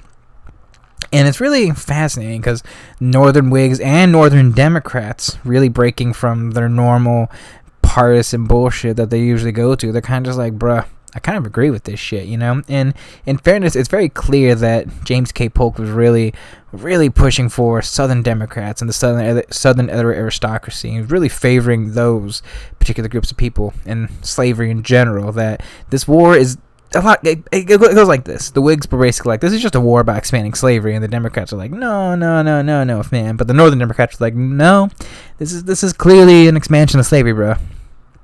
Anyways, the actual amendment doesn't go through, and a whole bunch of different things effectively do not go through. The actual sectional problems wouldn't really be resolved until, I think, the Compromise of 1850. They couldn't get anything done, for the most part, in terms of what slavery, etc., is going to be or not included within the new territories itself. Anyways, this actually really fucked up the Democrats. I'm going a little bit ahead, but in the midterm elections in 1846, 1847, Democrats would actually lose seats within the House, and they would lose control of the House itself in that particular election. But he would effectively win the approval for money for the purchase of California, with the caveat, I believe, that they'll figure out the whole California issue at a later time and date. Before we actually get back to the war itself that's going to occur, in between the war, when he's trying to figure out shit with his generals, etc., the whole issues with the Northwestern Territory of the United States, James K. Polk is a very fucking busy man, and he effectively begins the process of the other two campaign issues that he was going to do: fix the tariff and trying to create an independent banking system that he was trying to reestablish. First and foremost, the tariff. Very much early in April of 1846, he really lobbies for a new tariff. The tariff of 1842. Tariffs in the United States are very fascinating, and it just depends who's in office. It really depends on the tariff. If you have a high tariff, it's gonna be much more of a protectionist tariff that's going to help northern goods, etc., etc. If you have a low tariff, it's going to help southern trade, etc., etc. Yeah, you know how it goes. Basically, tariffs are just like extra taxes that are going to be embedded upon international people for the most part, are really going to affect northern and southern businesses for the most part, industries, like whatever you want to call them. If you have a high protectionist tariff, that means the South is really going to have to sell their goods to America. If it's a low tariff, then that means it's a higher probability that they can sell their corn to fucking Britain for whatever reason at much lower rates and make a lot more money that way. And it depends on how you look at it, because northern industry is very good and it's going to help both economies in a lot of ways, and I think that's kind of the way that's supposed to go. I think that's kind of like how we are today. So if you want to know why the economy is good today, I would probably say protectionist tariffs kind of make a lot of sense. But at the same time, in a very growing economy, you kind of just want to make as much money as you humanly can to help produce all this stuff. And at that particular point in time in this country's history, a lower tariff was probably a much more realistic idea, I think, in terms of the history of the country. Anyways, the tariffs of 1842 had been, relatively speaking, pretty high, about like a rate of 40%, notably so, I might just say, which actually helped improve northern industry when John Tyler was president, and really helped stabilize the economy because people needed to start working. So, but now that the economy is stable, it's a little bit stagnant at this particular point in time, but things are still pretty good. And there's a potential economic boom that could actually end up happening, and it's known as the Walker Tariff that Polk is trying to implement during this particular point in time in late 1845 and early 1846. This Walker Tariff would actually lower the tariff rate to closer to 15 to 20% realistically, and I'll just get into it for the most part, at least to get a little bit ahead. This tariff actually ends up creating a really good economic boom that I think in a lot of ways was really good and really bad. And it's good in the sense that the economy is really good and people really become great. America becomes a leading industry. But at the same time, too, when things are economically viable and good, people tend to focus more on these social issues that are occurring within the country itself. So, in a lot of ways, the issues of slavery, et cetera, really get put on the forefront in the late 1840s and very early 1850s around this particular point in time, which I think that's just how I look at it, personally. But he really fights hard for this, and there's a lot of opposition, notably the House Ways and Means Committee that he actually at one point had led about 15 years prior. And both sides are fighting it left and right, and even though there's going to be some seats lost eventually, the House effectively overwhelmingly agrees with it. And then when it gets actually to the Senate itself, Polk himself was like, hey guys, come on, fam. This is going to be good for the country. And everyone's like, I don't believe you. And then half the people vote, and the other half don't vote for it. And then his Vice President Dallas, who is a Northern Democrat, votes in favor of the bill. Because he's like, look, man, this administration, it's complicated, but you know what? They know what they're doing. So just go with it. So they go with it. And the Walker Tariff Bill gets implemented in July of 1846. I'd also like to point out, too, that his other initiative that he's attempting to do is the independent treasury. So with the tariffs secure, James K. Polk really begins his independent treasury campaign, I guess you could say. Banking in the United States and central banking in general, it's really complicated. There's a whole bunch of history. I'm not an economics professor. There's a whole bunch of things that go along with central banking, with Hamilton, bank wars, and, eventually with Woodrow Wilson, the Federal Reserve. So I'll just say this. The independent treasury system that James K. Polk is going to will establish how the economy is going to function for the next basically 70, 80 years for the most part before the Federal Reserve comes in. His idea for the independent treasury would affect how this country will effectively go in the latter half of the 18th for the 1800s and or the 19th century, I guess you could say. And I think it's really interesting because there's the last three presidents, technically speaking, with Jackson, Van Buren, Harrison / Tyler. I really kind of had to deal with trying to form some sort of independent treasury that they had really attempted to implement. Notably Van Buren getting shot down, and then Tyler really just going all over the place with what he was trying to do for the most part. And for James K. Polk, it's a bit of a challenge at this current moment in time. Because you see right now at this particular point, the independent treasury, there's nothing there. So most of the money is in state banks for the most part. I don't even want to say they're pet banks. But definitely the states have control of the entire financial systems within this country. And for the federal government, that's a big no-no, especially when you have a war that's going on and you need to basically pay for that war. So you need to have some sort of central banking system that's going to help you pay for the war, create the hard currencies, and give out the credits that you're going to need in order to actually finance the war itself. So once the war is officially kind of in a full swing for the most part, America kind of just like really expedites the independent treasury while all this stuff is happening. And it's really complicated, but for the most part, it's a mixture of Martin Van Buren's idea of the independent treasury, because he's basically saying, look, if we do keep doing these state bank things, inflation's just going to go up. People don't know how to pay off their stuff, and we're only just going to keep printing money. So, he effectively reestablishes what Martin Van Buren was attempting to establish with his independent treasury. And of course, he's just like a lot of the Democrats hated the establishment of national banks. So he really pushes for the bill in 1846, his independent treasury bill. And since Democrats have most of Congress for the most part at this particular point in time, House of Representatives pass it through when purely just 100%, damn near 100% it felt like. And then along with several notable senators, they actually are able to finally push through the actual Independent Treasury Act through the Senate and sign it into law in 1846. And like I said, it would be the actual federal system that would be in place until the Federal Reserve Act in 1913.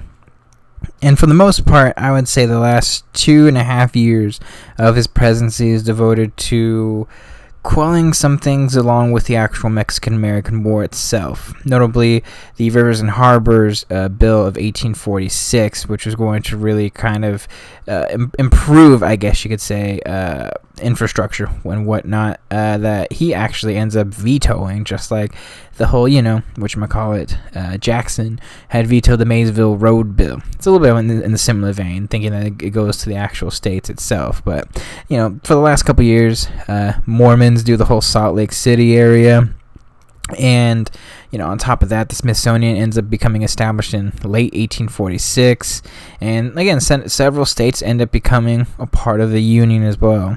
Notably, the Seneca Falls Convention also occurs too, which is one of the first women's suffrage and women's rights conventions that would occur much later in his presidency for the most part. I'm only saying this now because there's a lot of stuff that we need to really get to.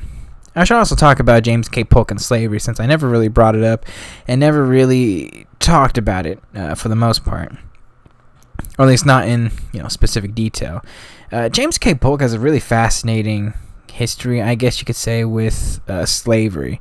Because he grew up with slavery in the South basically his entire life. He would effectively end up purchasing a lot of his first slaves at a very young age. And when he basically got into Congress and all that, he bought his own plantation. Should probably talked about this too with James K. Polk and slavery.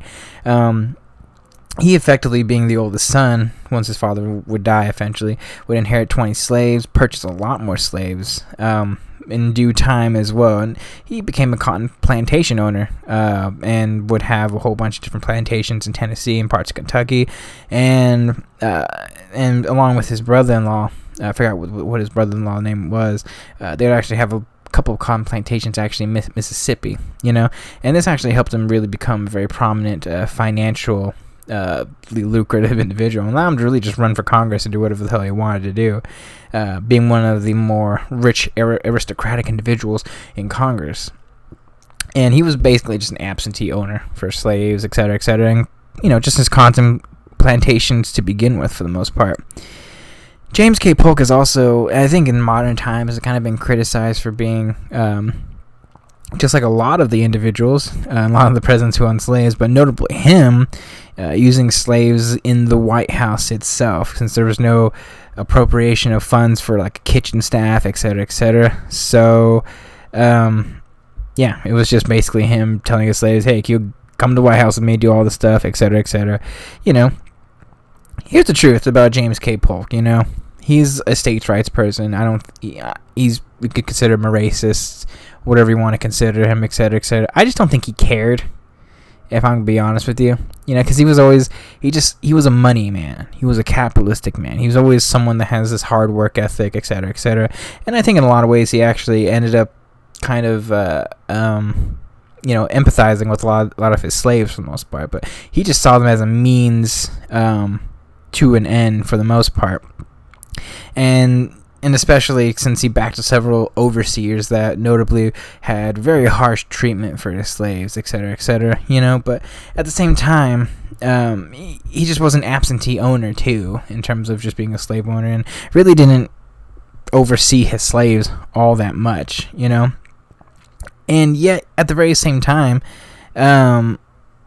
his will stated a few days before the end of his presidency, an expectation that his slaves were to be freed once he and both Sarah died, and the plantation would basically be the financial backing for Sarah until she died. And they didn't know how long she was going to live. Unfortunately, she would live until 1891, but the 13th Amendment would also be able to free the slaves too. So he's a very complicated person when it comes to slaves.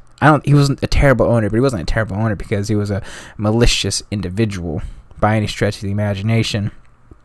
It was, for the most part, in fact, there's this one slave that would take his name, Elias Polk, and specifically, take his namesake for the most part. Look, sorry, I'm going all over the place. What I'm trying to say is that he made no attempts to justify slavery in any stretch of the imagination. He was like, it's slavery, it is what it is, and I'm trying to expand it, etc., etc. He wasn't going to lie about that. I might lie in order to get some expansions into other new states into the Union to be allowed the opportunity for slavery, but for the most part, he was a slave owner. And he was just an absentee slave owner who just did what he was going to do. He's not the greatest person when it comes to slavery, but anyone that's actually going to free his slaves after he dies, I just don't know if it's just he harbors the worst intentions for his slaves, like many of the others in the deep South normally would. You know what I'm saying? And I don't think, like I said, like before when I watched the Free State of Jones, I don't think he's going to be one of those Southerners that are going to try and lynch the actor Mahershala Ali in the movie itself. He's just basically like, why are you guys doing this? He's like, well, are you a free man or not? He's that kind of person.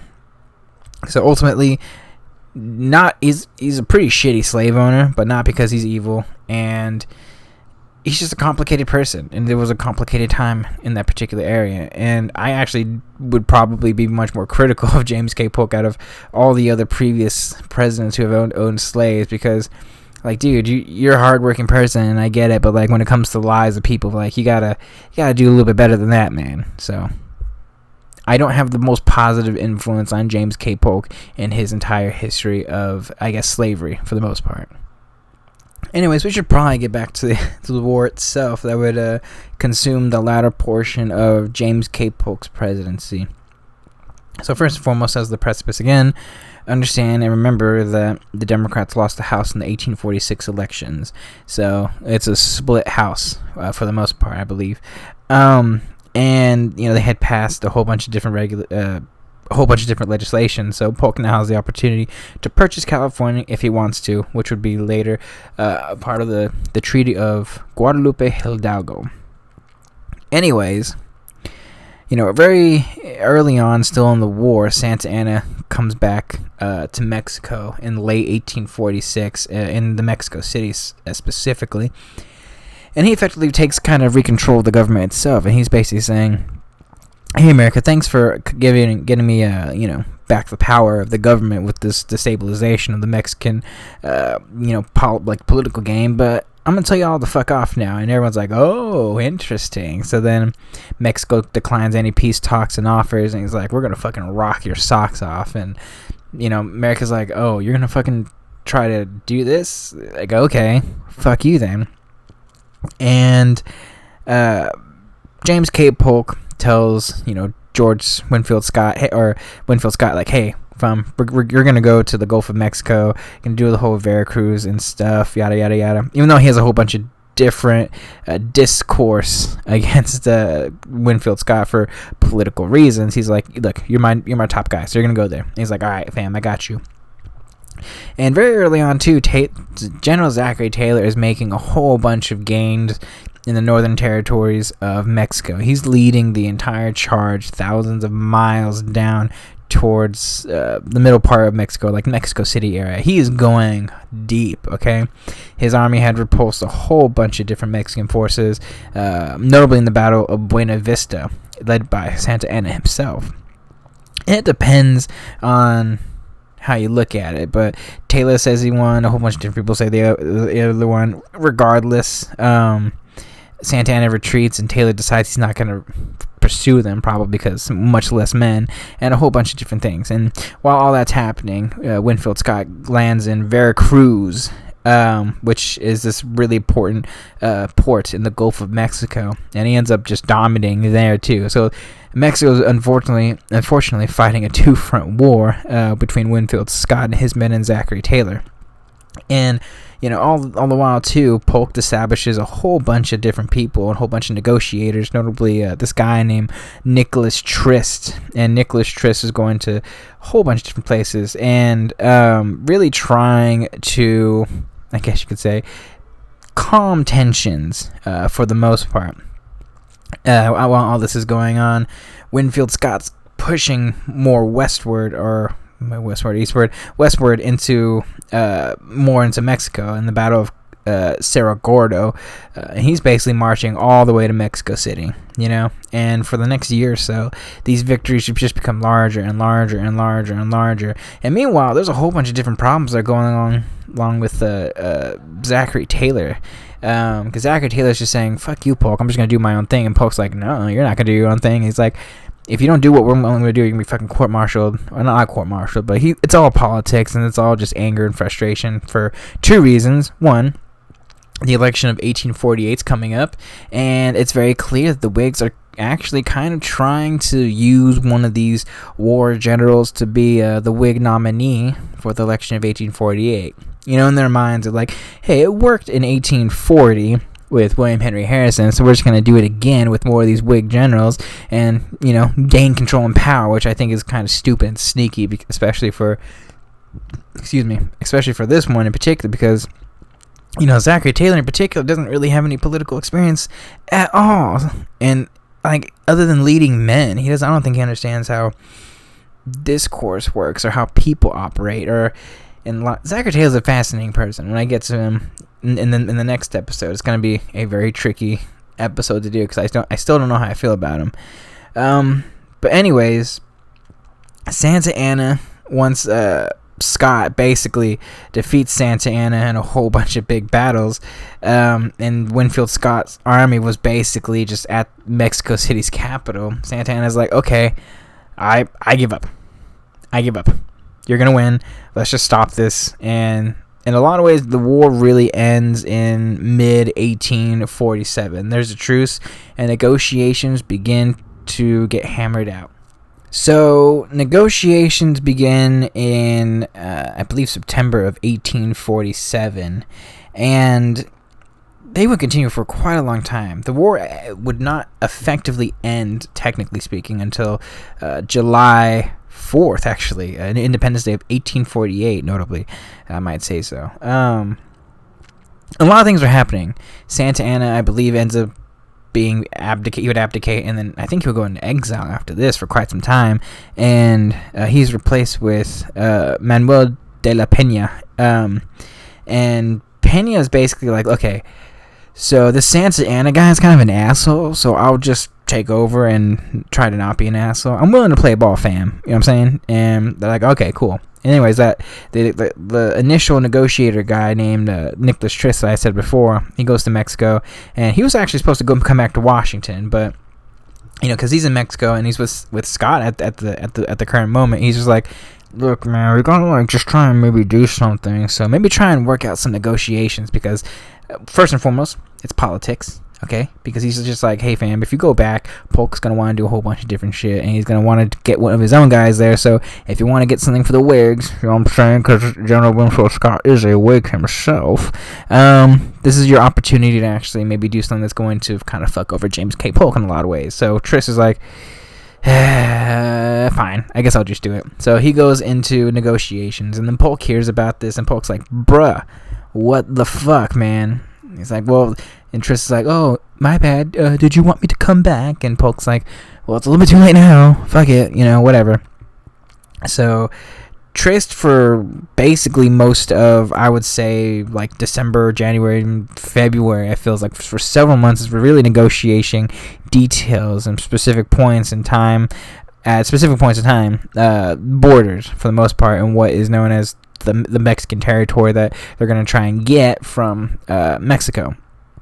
And it goes all over the place. They haggle, ironically, because I live in San Diego, they're trying to haggle the border of like San Diego because they want to get San Diego, and Mexico's kind of like, I don't know about that. Well, and they're basically just like, look, man, we will destroy you if you don't do this, and we're trying to be reasonable here. And they're like, fine. So effectively what they agree upon initially is the inclusion of San Diego and basically, all of the upper borders of Northern California, which is effectively going to be the entire west coast of modern California today. Like the entire west coast, that's all California. And they would recognize the Rio Grande border along with Texas for the most part, including some territory from Texas. And for the most part, what they effectively give up is about the equivalence of 4.5 states, I would probably say, from Mexico: California, Nevada, Utah, Arizona, and parts of what would be New Mexico, and I believe Colorado, and parts of Wyoming too. It's a big chunk of land for effectively $15 million, and also the rights of Mexicans and Mexicans to become U.S. citizens, or U.S. citizens in specific territories that want to go to Mexico become Mexican or Mexican citizens, little things like that. So once all that's hashed out, they send the document and the treaty in late February to Polk. Polk receives it. He talks to his cabinet. His cabinet's just like, bruh, what the fuck, man, And I should probably point this out too. James K. Polk, more than any other president, I think, since like George Washington, really relied on his cabinet more so than any other president, and really conversed with them on a whole bunch of different issues. And every single big decision he relied on his cabinet. And in this particular one, his entire cabinet's like, we kind of have the choice. We got to accept this because there's a whole bunch of things happening. First and foremost, Polk didn't want to accept it, but the truth is that the House was under the Whigs, and the election's coming up. There's a whole bunch of different things, and everyone's not happy because Buchanan himself, I think Walker himself, they both dissented because they wanted more land from Mexico, because they literally could have taken the entirety of Mexico if they wanted to, but the Whigs were like, no fam, we shouldn't even be taking any of their land whatsoever. And it literally took weeks before they could even decide on, after all the arguments on both sides of the political spectrum, of who's going to win and who's going to not win. Ultimately, though, Polk would effectively, in a lot of ways, win, and the pro-land people would win for the most part. The Senate would ratify the Treaty of Guadalupe Hidalgo in 38-14, and it's fascinating because it crosses partisan lines. There's a whole bunch of people voting on both sides, like Northern Democrats and Southern Democrats are on the side of the Whigs because they're like, we really shouldn't be doing this because we're popular sovereignty people and this is not right. And I just think that's a little fascinating. So they send the document back after some time with some ratifications to it, notably with some specific terms I guess you could say, in terms of some details of, other land, because they're still trying to work out the whole Gadsden purchase that wouldn't occur until Franklin Pierce. But for the most part, they're trying to get a little more territory. And Polk's like, shit, they're not going to accept it, are they? And then if they're like, we already accepted it. And they're like, okay, cool. So on July 4th, 1848, the war ends.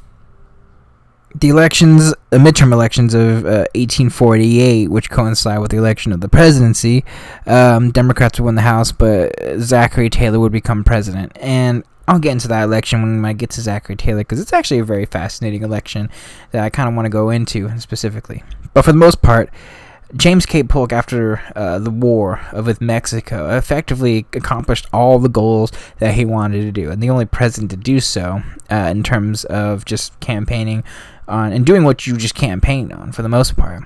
So for the last, relatively speaking, 6 to 8 months of his presidency, or last 6 months of his presidency, for the most part, James K. Polk is just vibing. He's chilling. The gold rush occurs in California, and nothing really gets done. He's just enjoying the fruits of his labor because he worked harder than any president at this particular point in time.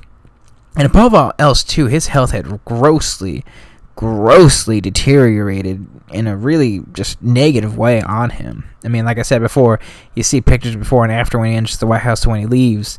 I mean, his face is aged about 20 years. He has jet black hair that turns pure white. The youngest president ever at this particular point in time in this country's history looks like quite literally the oldest president of all time, And, Sarah Polk is his wife is very worried about him, unfortunately, and he's just like, man, I'm just exhausted, And two things occur. First and foremost, he keeps his campaign pledge to not go for another term. I don't even think he physically realized he could even attempt another term, but he keeps his promise. And the Democrats are kind of in a bit of a disarray moment at this particular point in time because they're all kind of infighting with one another for control of the Democratic Party. You got guys like Zachary Taylor, Lewis Cass, and a whole bunch of different people that are trying to vie for the actual Democratic Party nomination. And a lot of them have been fighting for years with the realization that James K. Polk wasn't going for another term. And two things occur around this particular point in time, which will occur with the election of 1848. Martin Van Buren, unfortunately, he tries to be out of the spotlight, but since he's back within the political game in a lot of ways, notably with the barn burners, like I said before, the slightly abolitionist kind of movement, really takes a lot of votes away from the Democrats and a lot of perspective, notably like Northern Democrats that would effectively join the eventual Republican Party eventually. But a lot of them really takes a lot of votes away from the Democrats. And when the election of 1848 occurs, Lewis Cass loses pretty poorly, in a surprising way. At the very least, like he barely loses the electoral vote, or I don't want to say barely loses, but for sure the popular vote too. And it's very clear that people don't like a divided Democratic Party. But anyways, at the closing days of James K. Polk's term, he effectively just ties up some loose ends. Really just like, okay, I'm going to do this, I'm going to do that, California Gold Rush. And one of the last acts that James K. Polk does as president is sign the bill to office, creating the Department of the Interior. I think in literally the last day, his last day in office, March 3rd, 1849. This is the first new cabinet position, by the way, created since basically the time of like George Washington, Thomas Jefferson, And the biggest reason why Polk had some issues with the federal government taking over, public lands from the states itself. More of a states' rights thing than anything else, which is the biggest reason why he ended up trying to create the Department of the Interior. And the whole idea for the Department of the Interior was to, I guess you could say, manage conservation of federal lands and a whole bunch of different things with, Native Americans and other, I guess you could say native individuals that are to this country for the most part. But for the most part, that was the fundamental reasoning for his creation of the Department of the Interior. Anyways, James K. Polk will leave office, I think, on March 4th, March 5th of 1849. He'll attend the inauguration of Zachary Taylor, even though at this particular point in time they don't like each other, and especially James K. Polk does. But Polk's a class act. Say what you will about him. And then he leaves and kind of just retires. When James K. Polk leaves office, he kind of retires. He bought a house. He actually bought a house early before from his mentor, Felix Grundy, which he would rename Polk Place. And that was supposed to be the house that he was going to live in. It was supposed to be like his hermitage in a lot of ways for Andrew Jackson. And, when he left office, he wasn't the healthiest person, obviously. It had really taken a toll on him. But he wasn't on his deathbed by any stretch of the imagination. So he and his wife, Sarah, decided, let's just vibe. Let's go on a bit of a victory tour around the country. So he goes down the Atlantic coast, the deep south, and really just enjoys his time. Everyone loves him. He's banqueted. It's unfortunate. By the time he reaches Alabama, unfortunately, there's reports of cholera. And people suffering from colds and whatnot. And James K. Polk himself started getting sick.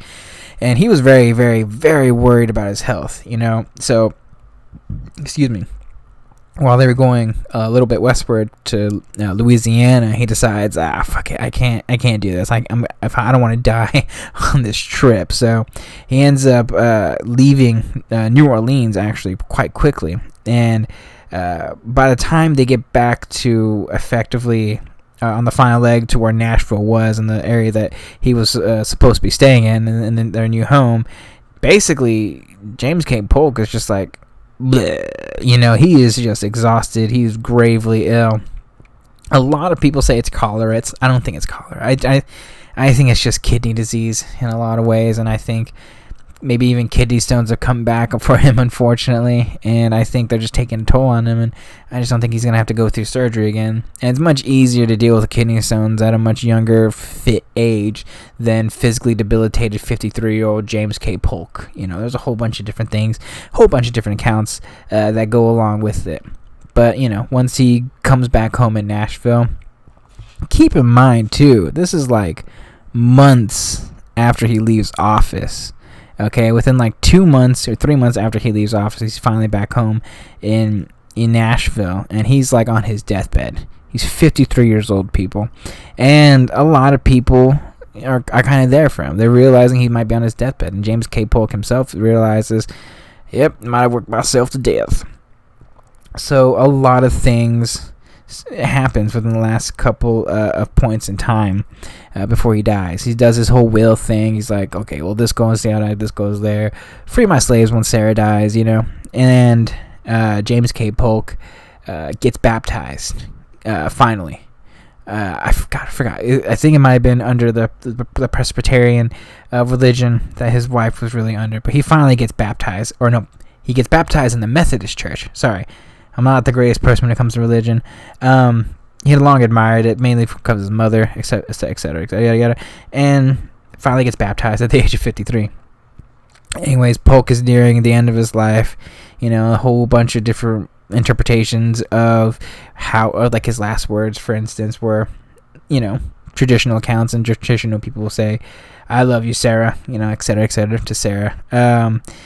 It goes, back and forth whether the actual sentiment is true or false, especially since it was very clear that James K. Polk physically might have been incapable in the last couple days of his death. But long story short, James K. Polk, on Friday, I think it was noon, James K. Polk dies on June 15th in his home in Polk Place in Tennessee at the age of 53 years old. The shortest post-presidency in this country's history, I might want to add, effectively lasting a little more than 3 months after he retires as the President of the United States of America. His funeral soon after, and then Sarah would die. She would outlive him by 40 years. By the way, she would die at the age of 87. Well, in fairness, she was 8 years younger, but she would grossly outlive James K. Polk himself. So let's talk about him. Let's talk about James K. Polk as an amalgamation, as an entirety, as a being, as a human being. Who is he? What is he? What should his legacy be? How should we think about him? Like I said before, this is up to your own interpretation of what you believe James K. Polk really is, how we should look at him, how he should be. And to be honest, I really don't know. To be quite honest with you, he's not a perfect person at all by any stretch of the imagination. He's far from it in a lot of ways. But at the same time, I think he clearly and specifically embodies this idea of really just what it means to be a human being in a lot of ways. And he's not a perfect person. There's a lot of things with James K. Polk that I think should be admirable. And it is undeniably true that if you want to argue about, the terms of presidencies and the capabilities of a president and what a president should and shouldn't do, etc., he's this weird president. He's this weird amalgamation of, states' rights, federal government, etc. And in fairness, if you had to choose a president who's going to get things done, and one that was actually going to do the things that was going to be asked of him and the duties of a president, James K. Polk really fulfills a lot of those duties, despite the partisan politics. And I think it's one of those keys that I think is really fascinating and interesting, because Tyler wasn't this shrewd politician and really went against the whole political machine, but James K. Polk was a politician, and he knew how to play the political game despite having his own personal beliefs, biases, whatever you want to call it. And ultimately, in a lot of ways, he got his way. The war with Mexico is a very, very tricky war to begin with, because on one hand, obviously, there's the whole people who are like, you should probably give it back to the people in Mexico and stuff like that. But at the same time, personally for me, I live in San Diego, and I kind of like being an American, so I really can't complain in that perspective. But at the same time, too, Polk's kind of this weird president in kind of lost in a bit of an era too. I look at eras, I look at people, I look at the important figures in those particular eras, and undoubtedly, if you're the president, you're the leader of your party, you're going to be an influencer of your particular era for the 4 years or so that you're going to be president. And I think above all else, James K. Polk was that specific influencer individual of his particular era.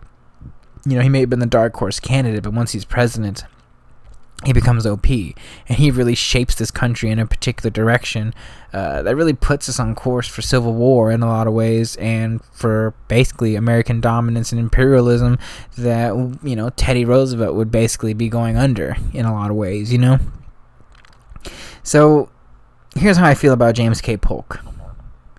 He's a fascinating human being, person, and president. I think when you grow up in a particular way, especially the way that he grew up, it's not surprising that a man like him became president. It's not surprising that a man of his capabilities, a man of his upbringing, and a man with just his sheer will of determination and work ethic, finally rises up to the office itself, And, the more I look at him and the more I look at his entire life, he kind of changes in a lot of ways, but for the most part, I don't think he's a warmonger by any means. I think he is very pro-America, very pro-states' rights, and, I don't think he's trying to become, a British imperialistic nation that's going to try and conquer all the Asian markets or whatnot. He might take advantage of the Asian markets, but, he's not someone that's just going to be this monster, in a lot of ways, or this imperial colonial dominance and power broker, I guess you could say. But, that being said, it is undeniable, it's just the ideas of manifest destiny, westward expansion, and, just the idea of American superiority, I go on both sides of it because I understand why people have a negative, antagonistic view to, manifest destiny and all that. But at the same time, it's like, dude, I'd rather have my country be strong, powerful, and no one try to mess with us, rather than the polar opposite. I'd rather be America than I would be Mexico in this particular combative war for the most part. So, like I said, it's deeply complicated, And I think a lot of things that James K. Polk does really goes against, some of his own values, like states' rights, popular sovereignty. He really goes against a lot of it sometimes, and no one really talks about it. I mean, when civil disobedience goes out and Henry David Thoreau gets jailed, I mean, like, come on, guys. But, it's just little things like that, and sometimes, people don't believe in what they want to believe in, but it's not really, Polk's fault in a lot of ways, too, because, I can't, it's like, if I'm going to blame Polk on a lot of those things that people criticize, other presidents for, then I can't criticize John Adams for, the Alien Sedation Acts, you know what I'm saying? Even then, that was really a complicated issue around that particular point in time. Polk's not a perfect person. Polk's not a perfect amalgamation of a person. And I think we tend to overblow the incredible gains of, all the land that we were able to accomplish and acquire during his presidency in the Oregon Territory. I mean, other than the Louisiana Purchase, no other president other than Thomas Jefferson has acquired so much fucking land. I mean, just in California and the war with Mexico, they can get about 600,000 miles of land. That's insane. They confirm all the borders, etc., etc. In the Western Territory of Oregon, doubles the country. Literally, what feels like overnight in relative comparison. But then you also have to counter that too with the reality that with more land kind of just thrown at us, literally out of nowhere, the country has to deal with these social issues that are going to dominate the time too that no one really thinks about. Getting all this land is, California's going to be a state, but it's going to be a free state or it's going to be a slave state. What about Oregon, Washington? Is the whole Missouri Compromise going to hold up, or are they going to have to compromise again, which they will in 1850? The Treaty of Hidalgo, what I'm saying? Did they actually fix anything? It really didn't. Just gains of land. Did the Wilmot Proviso do anything?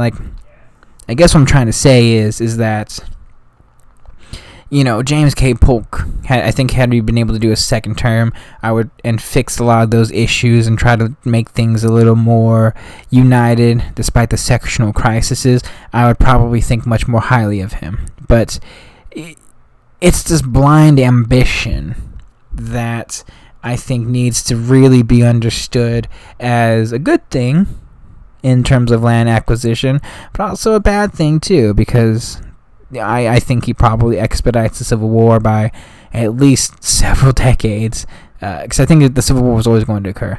It was always going to occur no matter what. And the biggest problem is that James K. Polk really pushes it into overdrive once the Mexican-American War really ends and all this territory is gained. So, depends on how you look at it. So I guess my final thoughts on James K. Polk was, I think we tend to overlook presidents like James K. Polk. He's one of the most underrated presidents in terms of everything that he encompasses as a president, in terms of land acquisition, in terms of importance, because he undoubtedly is one of the single most important presidents, and probably aside from Andrew Jackson, I would say, because I think it starts with him in a lot of ways. Excuse me. The single most important pre-war president that we've ever had at least in this particular point in time. He's going to be more important than most of the other presidents. I'd probably say in a lot of ways Franklin Pierce and Buchanan have their moments in the spotlight in terms of the importance of their presidencies, but undoubtedly his is that key presidency that sets up everything, that sets up all the big players that are going to be part of the Civil War, that are going to influence the country and politics for the next decade or so, because like I said before, Jackson's gone. John Quincy Adams is gone.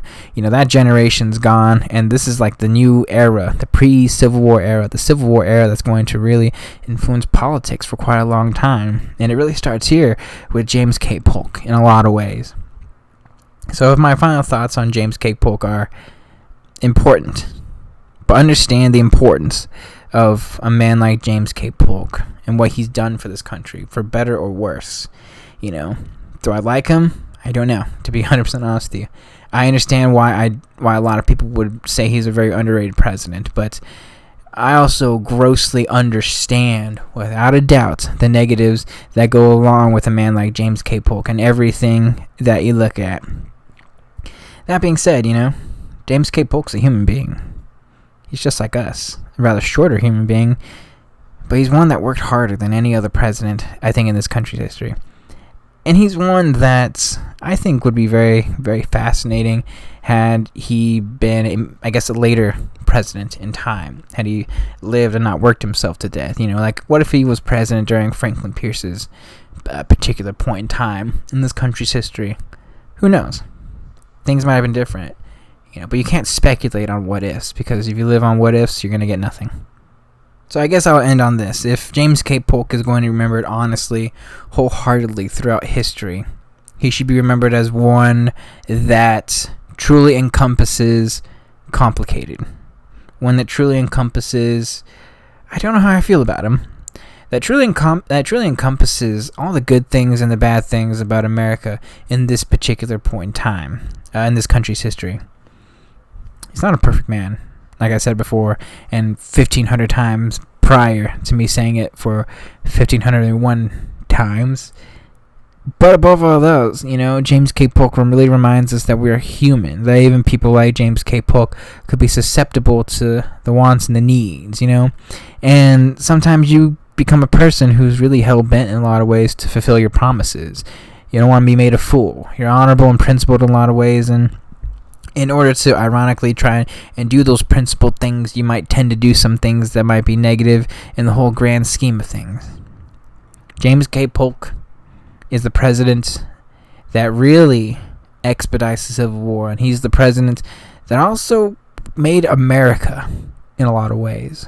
The land masses that we have now, the entirety of the North American continent, except for the Gadsden Purchase, you can thank James K. Polk for. So my final note is, James K. Polk teaches us, above all else, that we're really human. And that even humans are capable of doing really incredibly complicated things, biased things, unprincipled things. But also show that if a man who, for the early portion of his life, was so physically debilitated that he couldn't do like the most menial tasks, go through surgery just like that with no level of anesthesia, and come out stronger, more capable, and ready to just fuck the world, well, James K. Polk, then, you're the idol in that particular grand scheme of things. He's human above all else, a man, the myth, the legend, James K. Polk. Thank you for that weird ending, and I hope you guys tune in for the next episode. Peace.